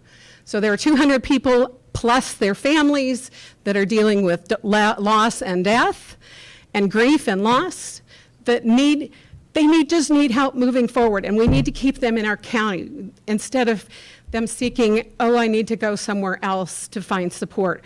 We have excellent support through our mental health centers, but our services are free. I am the only full-time staff member, and I facilitate the groups with other facilitators available if we need them. Healing Kids Hearts, I'm getting call on call on call because we had to cancel in March. And we had 23 children signed up by their families to participate in that at Sternberg. So not only are even though the losses may not be associated with COVID, and we're very lucky in this county, we don't know what's to come, and the delayed response that people have to postpone memorial services or funerals. They've not been able to have families with them, other people that they want, and so that is going to offer also other challenges with complicated grief and loss. So the center is ready to go, willing to go. We need some support and encouragement, and we thank you for what you've given to us. Okay. Commissioner, any questions? Just thank you for the service you provide for the community. I know I've heard a lot of good things about it. Keep up the good work. We appreciate everything you do. We're glad to help with that. Thank you. Thank you. Commissioner Roth? And financially, you feel like you're going to be able to come out of this okay because of the way you're funded, or It's right now it's a month to month because we definitely, the optimistic budget that you see in front of you was based on the funding that we got and the support we got last year. And that's not anybody's fault. That's not it, it's just that that darn little virus is pulling back on all of its support. So we continue to work with the hospital. We work closely with hospice, and we keep our expenses at a minimum. I look for our expenses. We're definitely not, at this point, going out to other counties. We're just looking at day-to-day, keeping our expenses down, and hopefully being able to celebrate this year and get, as Butch said, we're trying to be optimistic and hoping that the rest of the year will be good.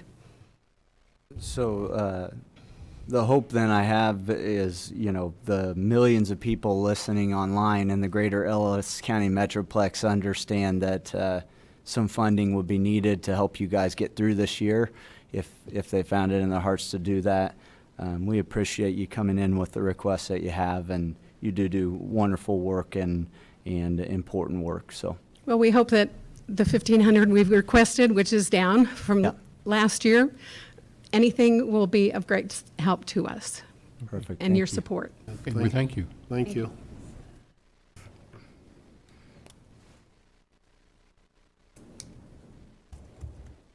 Billions?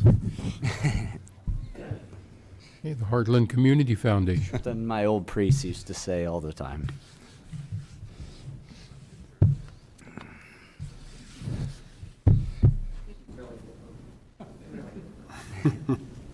Good evening, Commissioners. Sandy Jacobs with Heartland Community Foundation. I'm the Executive Director and only employee. Thank you for allowing us to come forward tonight, and a special thank you to the Interim County Administrator, Darren Meyer, because if he hadn't realized that I didn't get everything in that I was supposed to, I wouldn't be able to be standing here today. So thank you, Darren. I did not get the letter, and I think it kind of just all got during the virus. So I did submit a request. I want to first thank you for $5,000 a year for the last 3 years. It's been outstanding for the city and the county, and we're getting that from all 3 counties we serve, which is Ellis, Trigo, and Rooks. I did put an opportunity in there for you, though, however. The Dane G. Hansen Foundation allows the Heartland Community Foundation to have a fundraiser every year in the month of February. We can raise whatever we want, but they will match it up to $50,000. In the past, they have had a maximum of any one gift that they would match of $5,000. Now they have taken that off. They will match any one gift that anybody does all the way up to $50,000. So if there's a lot of money laying around and you just want to give me $50,000, that'll save me a lot of work come February. I'm not counting on that. I wanted to tell you just a little bit of what Heartland's done here recently. We just finished our spring grant cycle. In Ellis County, we had requests for $189,094 for $55,000 to give. In 2019 and 2020, we've distributed $200,000 in grants in Ellis County. I think that's important as you look at the gifts you give, that it's coming right back into our community in the form of grants. And of course, the good thing is the match.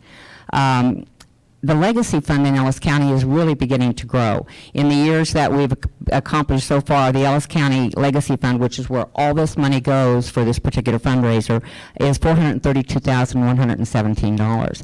So it's now being able to start throwing off grants, and we had about $9,000 available out of it just this year. And our goal is to get to the point where we don't have to rely on the Hanson Foundation. We don't know when that might ever end. So we continue in those areas. All three counties have, like I said, have participated, and we really appreciate it. During the COVID, we had an extra opportunity to help. We had $40,000 in immediate need requests within our community, and we were able to fund those during this time, and they were all COVID related. So add that to what we've already done in grants. We did a lot this year. I don't really have anything else. I welcome any questions you might have. Dean, you have any questions? I don't. I know what Sandy does, and she does us a great job. I appreciate that. You're out there in the community, and you're very well known, and thank you, Sandy, for serving in that, Thank you. that area. Thank you. Commissioner Roth? Sandy, I'm sure you'll be on this, but I just want to make sure that we know that we're submitting you money at the right time to be able to couple with the Dane G. Hanson Absolutely, Foundation. and that's why I think last year when we talked about it, rather than me coming at the last minute in February, and then you had to look around in different, whatever fund you could find $5,000 out of, we decided you wanted to bring it at now, and so it is for the 2021 February. Mm-hmm.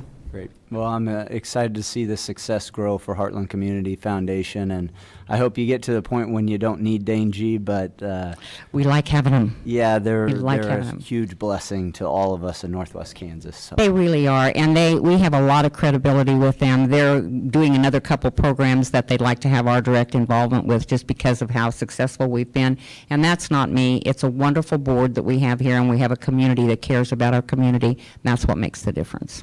Perfect. Thank you. Thank you. Thank you, Sandy.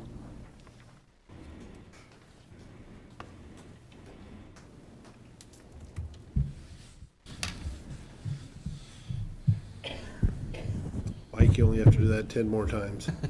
I think it's the cleanest this podium has ever been. Okay, then options, domestic and sexual violent services.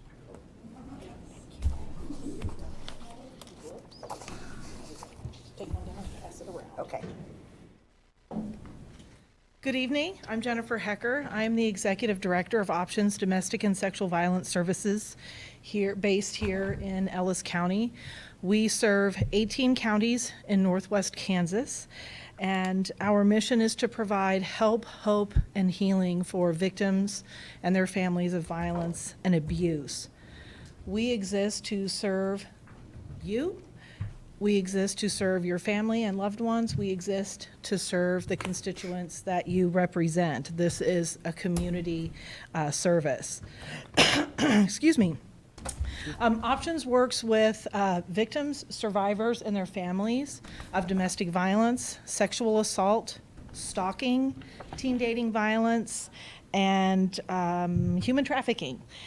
We provide 13 core services that range anywhere from 24-hour crisis intervention services to supportive counseling to child and youth services. And there's more information about those services in particular in the brochures that I have there for you. We have staff that are on call 24 hours a day, 7 days a week to respond to any crisis or any kind of emergency. If that means that we have a client in need of shelter at 2 o'clock in the morning, we can dispatch an advocate to meet with them, counsel them, bring them into shelter, get them food or clothes or whatever it is that they may need 24 hours a day.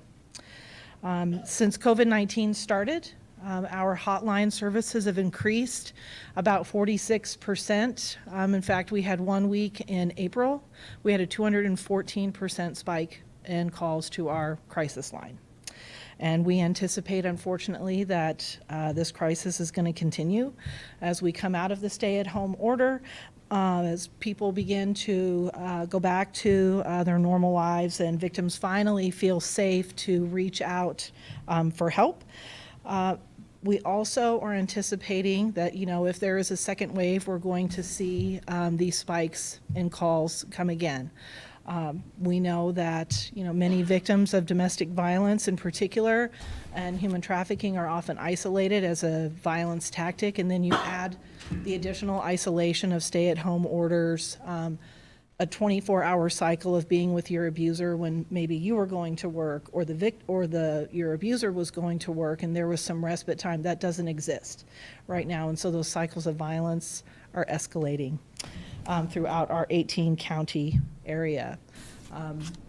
We recently worked with 2 separate individuals who were experiencing domestic violence. They had been isolated by their abuser out of state. They wanted to come home. They wanted to come home to Ellis County, but unfortunately for both of those survivors, their family would not take them in during COVID-19. They had nowhere to go. And so we put them in a hotel where they had to quarantine for 14 days before we could get them into shelter. Just 2 clients alone used our entire annual budget for hotel overflows. And so now more than ever, we need additional funding. This is, I think, the first time that Options has asked the county for dollars. And so one of the things that I wanted to talk to you also about, what are we doing to help clients? Our goal is to be a low barrier model. We want to create as much access as possible.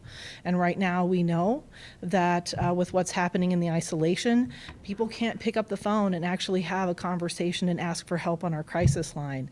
And so we have expanded our mobile advocacy initiative just this year. And today we launched our 24-hour private chat feature. People can text the word HOPE to 847-411 from their cell phone and talk with an advocate or chat with an advocate live 24 hours a day immediately. We also have a brand new app that we launched today that is also a confidential chat app that is safe for them to use. Once they are finished with the conversation and we close it out, it actually disappears off of their phone. It makes it very difficult for their abuser to track them. And then we also have also launched today, our live chat app on our Facebook page and our website. And so there are now 4 new ways that people can access services and counseling 24 hours a day, 7 days a week. And Options, I'm very excited to know that we are the first and only domestic and sexual violence program to offer this service in the entire state of Kansas. And so more than ever, people are going to be looking to the services that they can continue to access. We want to be a rapid response program. We don't want someone waiting for hours and hours for someone to get back to them. So. We're also getting ready to launch our Safe Bar initiative. We had to put a pin in that, like everybody with COVID-19. Our Safe Bar initiative was created to reduce alcohol-facilitated sexual assault. We know that drinking and alcohol are not the causes of rape. Rapists are the causes of rape. But there is an opportunity there, and people will unfortunately take advantage of people in vulnerable spots, or they will use alcohol as a tool. to facilitate that sexual assault. We know that bar owners want their patrons to be safe. In our community, we need places for people to go and celebrate with one another, successes, to be with family, to be with friends, and bar owners want that to be safe as well.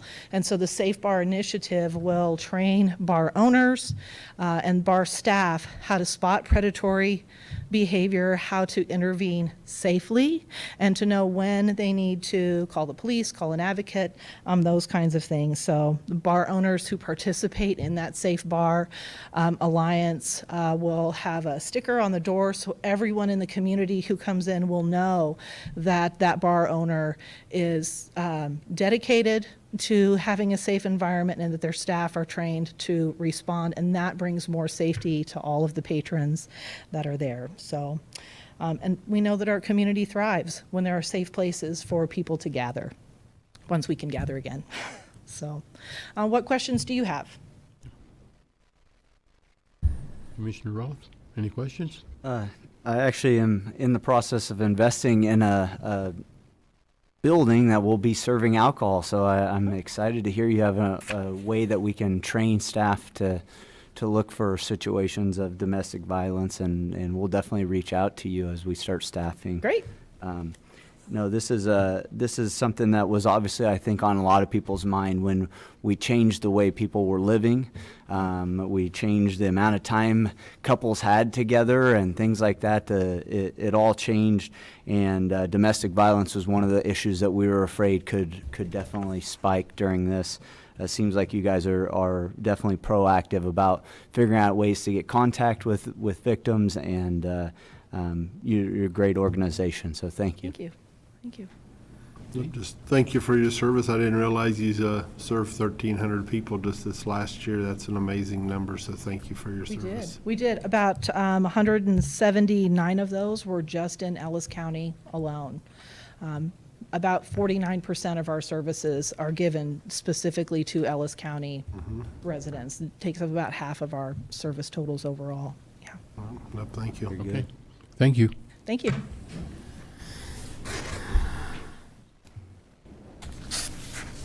You guys want to take a break or anything? Are you doing good?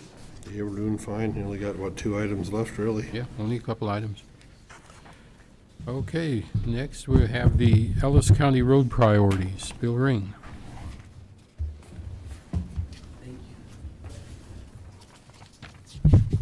Good evening, Commissioners. Bill Ring, Director of Public Works.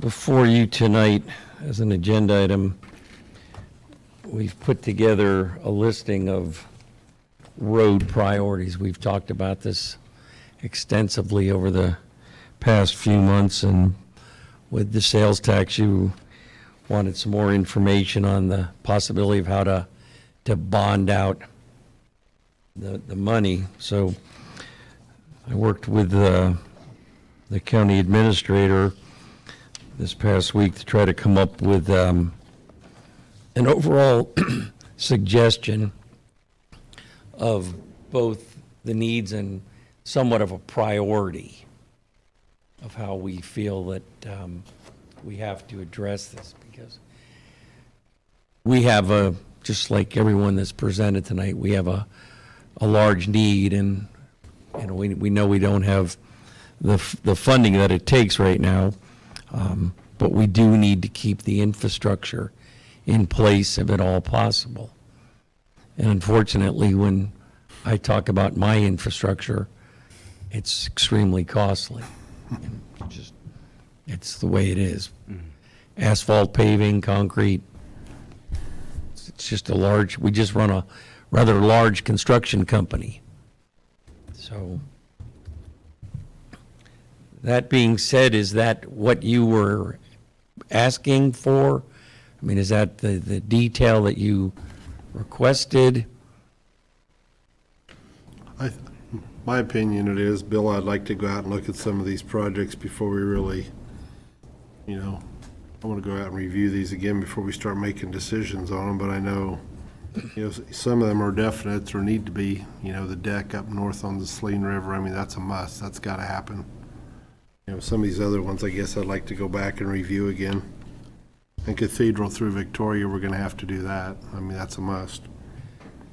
Well, in talking with the county administrator, and Darren, you can jump in at any time, one of the things that he and I discussed was when we do a bond, we do have to implement that fairly quickly, at least to get it started. Right. So he and I talked about that if we took, and again, round numbers right now, but if we took 2 million if we do go for a $5.5 million bond, if we took 2 and we plugged it towards the Northwest Business Corridor, we've solved a whole lot of problems to get started. We've committed the money, we've got plenty of time, and we have the time down the road to look deeper into the rest of the projects.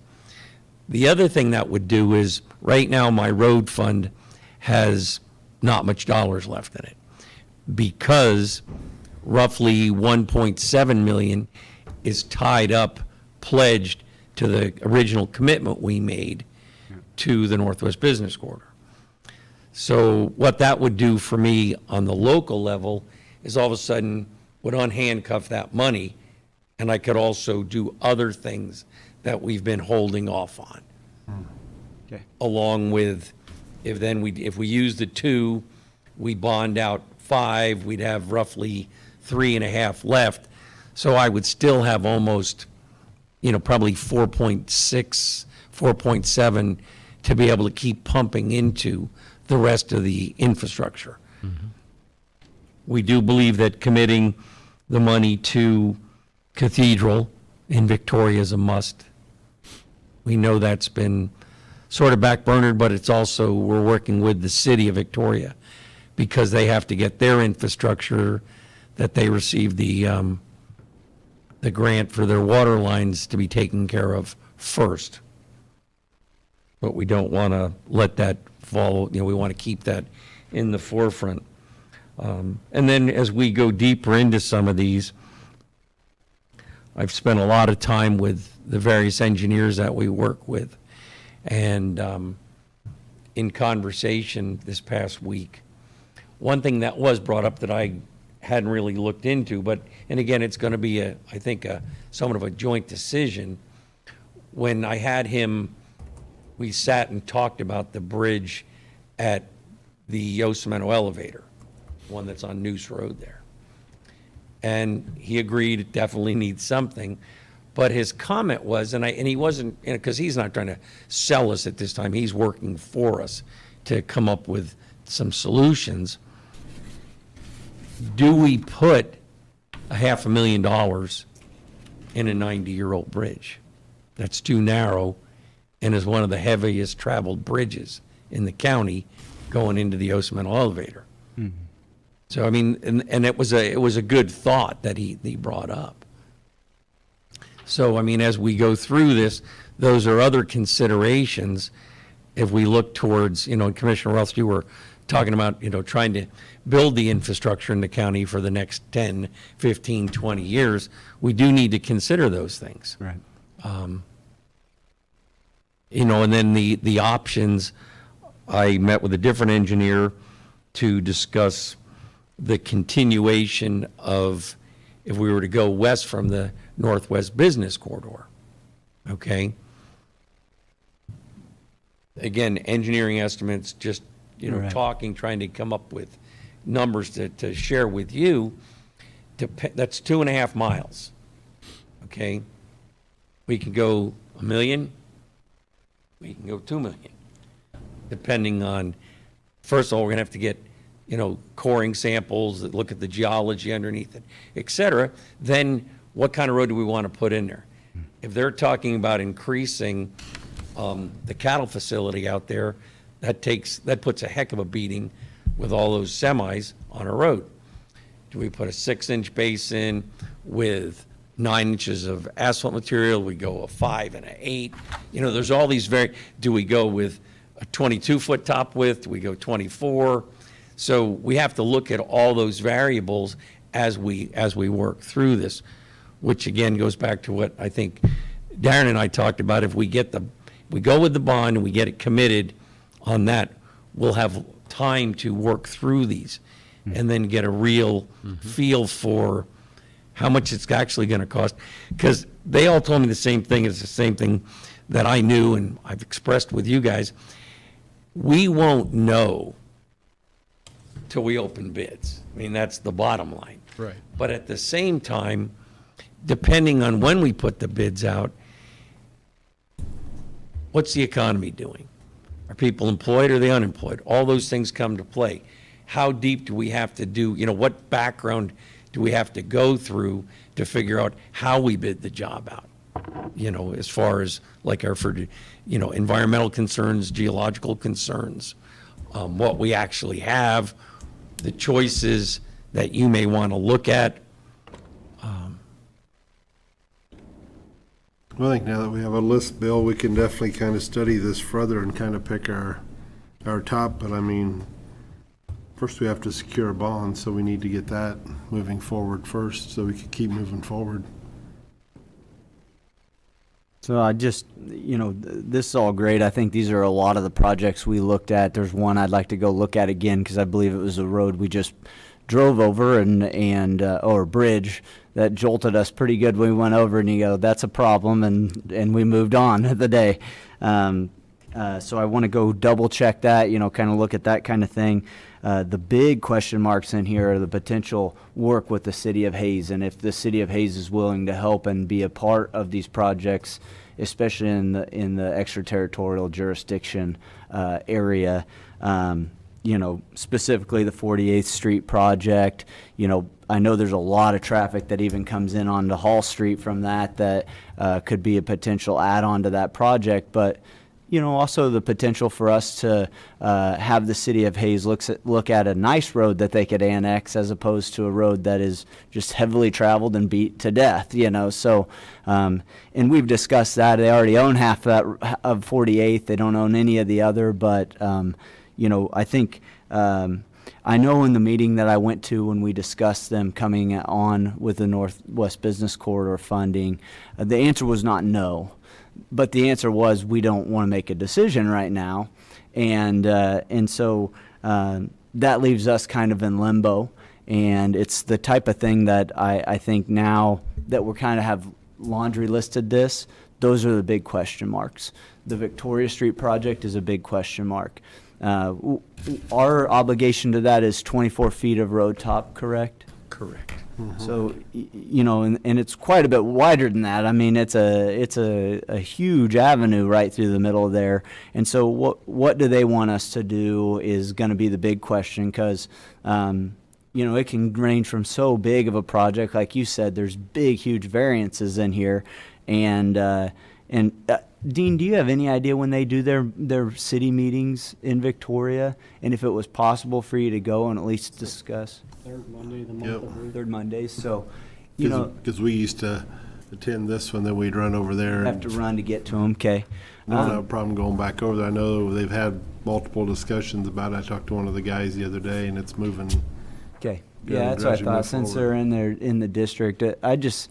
I would hate to do the bare minimum on a project like that, and not at least have the discussion about doing it really well, and what they can come to the table with, if anything at all. And we have an obligation to them, obviously, but I'd like to know about what they want us to do and what they're expecting. That way we don't disappoint them, but also we don't spend exorbitant amount of money and it's not necessarily what they need or want. 24 feet of it's ours. I think it was at 36 feet curb to curb. Or is it more It's than almost that? 40. We call it 40. It's, All right. we got 24 down the center, we got 2 8-footers. Same as we Gotcha. have on Washington when Okay. we did that. I mean, when we get down to the actual square footage, we'll calculate it. Right. But the base principle is that we have a 40-foot right-of-way, we have a 24-foot obligation, that leaves them 2 8-foot parking strips or whatever. Well, I think if, I imagine we do want to keep an eye on the rates. The rates have been, low and incredibly good. So I don't have any problem with the bond. I think that the important thing is that we at least ask the cities if they can help us in the process of making the decision about how much we're going to bond. Because we want to take care of them, we want to make sure that we're not spending more money than is absolutely necessary, so that we can, at some point during this sales tax revenue model, be able to throw some unencumbered cash into the bank in order to keep us safe at the end of the road from the sales taxes. But these are all great projects. The other question I had is, we had talked a little bit about bridge projects and the idea of one in, one out type of things where we can have some incentive. I know you said that didn't exist, where you got rid of a bridge and you Correct. got some funding. We're hoping, we're following, again, that was part of the meeting I had last week. Cool. With the different bridge programs. And I mean, I just put this out there. I think that we need to march forward with a bond. We know what we can do to get it started, and then we can decide the rest before the bond market goes back up. But as with talking about Bridge 120 over the Saline, there will be opportunities at the end of this year. KDOT's bringing out, so it's projected that they will have opportunities where programs have to be $1 million programs. So then they can come up with partial or up to $1 million match. Well, as you had brought up a couple meetings ago, if we look at that, we're roughly 500 to put a new deck on it. Right. But if we can put a new $2 million bridge on it and spend $1 million and get a bridge that's going to last another 80 years, where are we better off using our dollars? Okay. Those are the type of things. But we won't know that today. But we can keep looking as we get closer to all these. I mean, every opportunity that KDOT presents, we apply for. Okay. But it's just waiting to see. And what you were referring to is they had that bridge swap out program, Right. where we did apply, was last year when the new secretary was coming around doing, what they call their forward program. We did apply for that. We weren't selected. Okay. There's usually 3 times as many apps for a bridge project as there are dollars available. Great. But we will, again, when that comes up, look at that. But it's just like, and I will do it because it'll be coming up soon, what we call the Cottonwood Bridge in Ellis.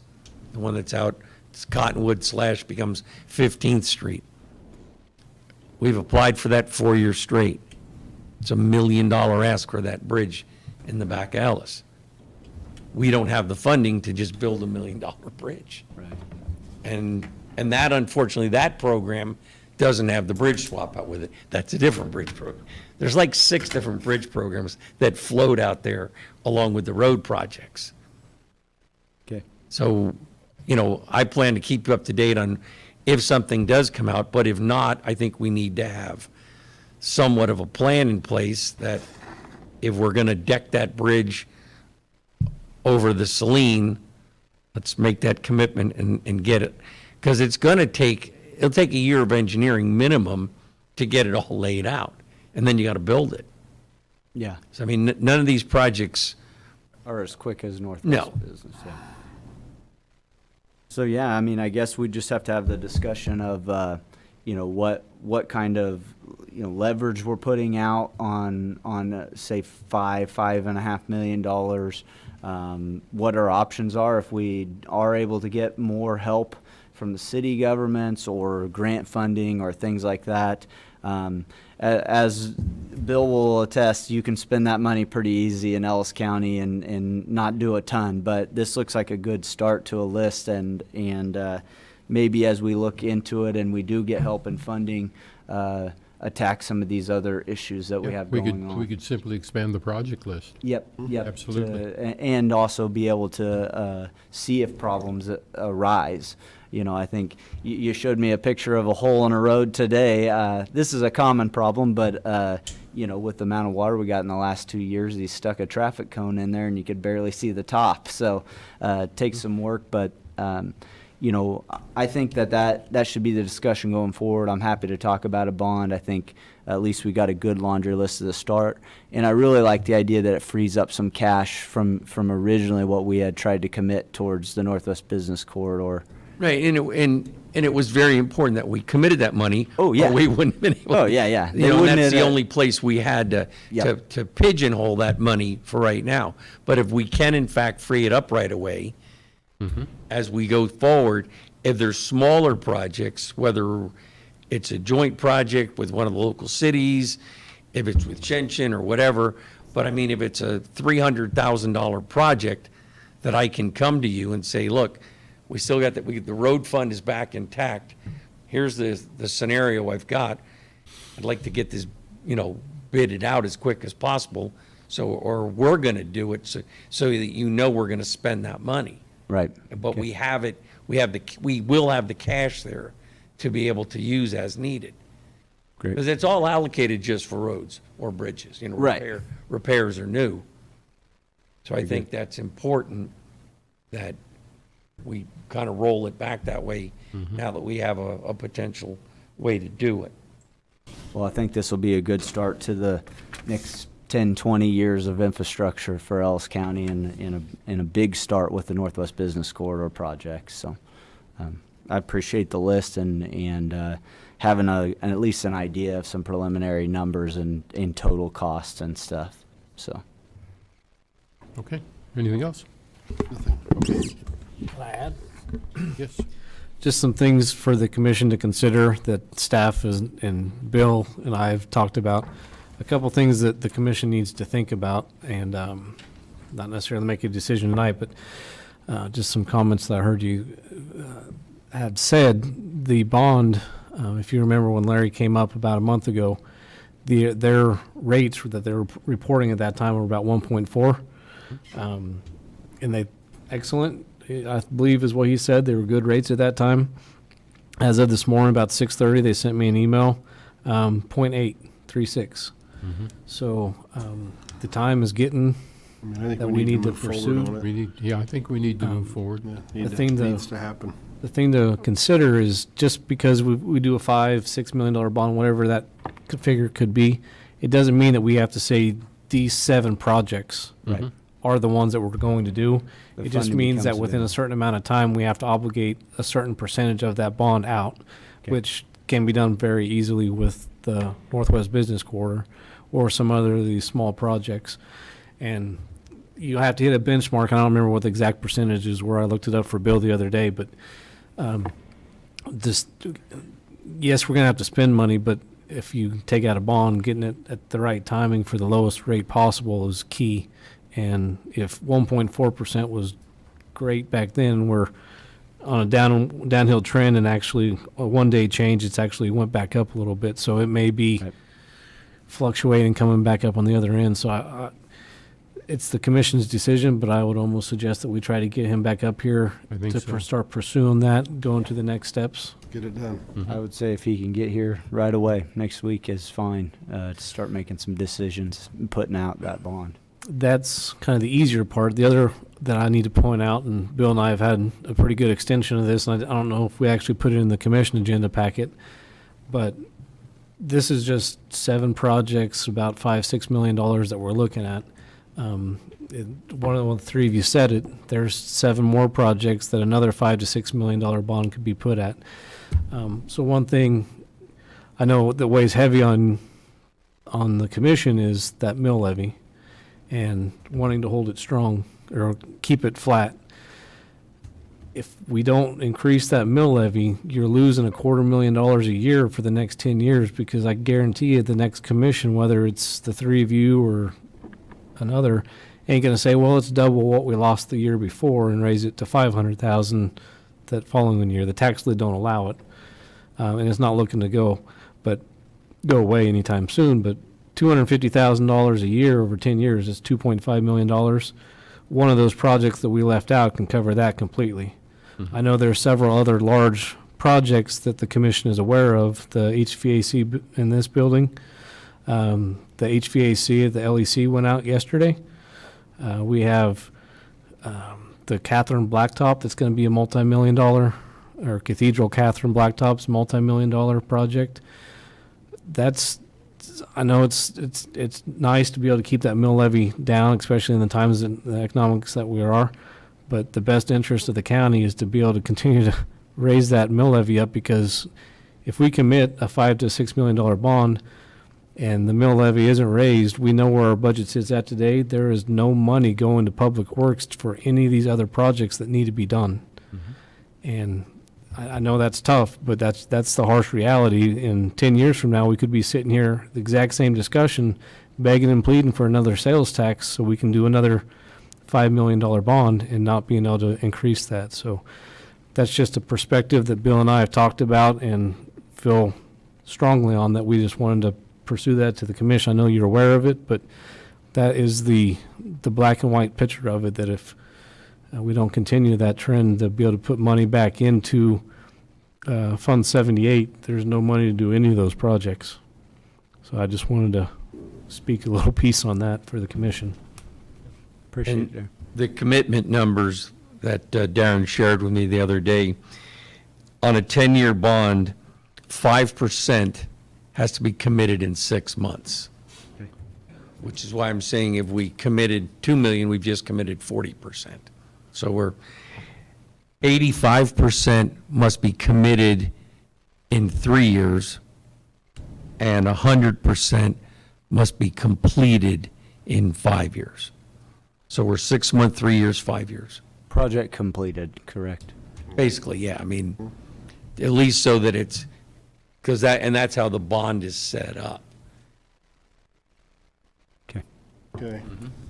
Okay. So it gives you kind of the time frame, I mean, we could have, because at the tail end, if we spend the lion's share of the money, $2 million there, we build Cathedral and we do some other things. If we had $600,000 left, we can spend that, and other infrastructure repairs very easily, small things, guardrails, bridge repairs, et cetera, and we'd be done easily in 4 years and not have the county even have to be concerned about meeting the threshold marks of the bond. I mean, that's kind of that's how we'd like to see it end up, so that you don't have, at the end of it, I got $1 million left and we don't know how to spend it. We'd rather have it, get the big projects rolling, and whatever is left at the tail end, we just can, if we had a 48th Street, that's a roughly $150,000 paving project. So we could do it, if we had to do a road like that, a short section here, or if we had to do something with 55th Street because of the increased truck traffic. Okay. Thank you, Bill.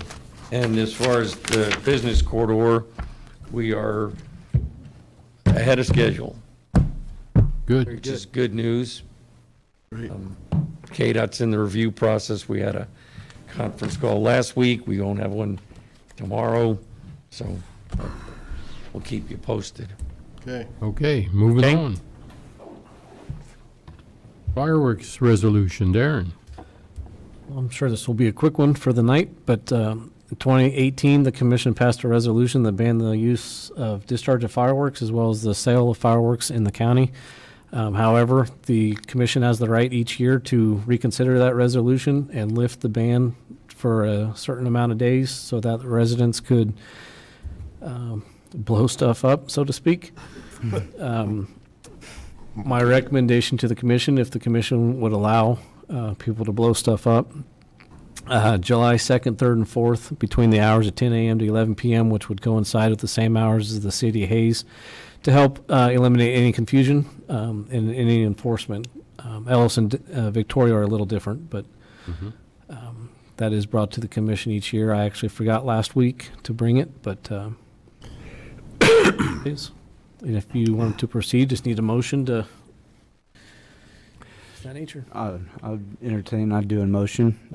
Sure. I move per resolution 2018-05 to relax the discharge portion of this resolution in the unincorporated areas of Ellis County on July 2nd, 3rd, and 4th from the hours between 10 a.m. and 11 p.m. Second. We have a motion and a second. Any further discussion? All in favor say aye. Aye. Motion passes 3-0. County Administrator report. Darren? I have none. Okay. County Commission reports. I have none. Okay. Commissioner Ross? None from me. I think we've talked enough tonight, it feels And like. I have no report. So the meeting will be adjourned tonight at 7:48.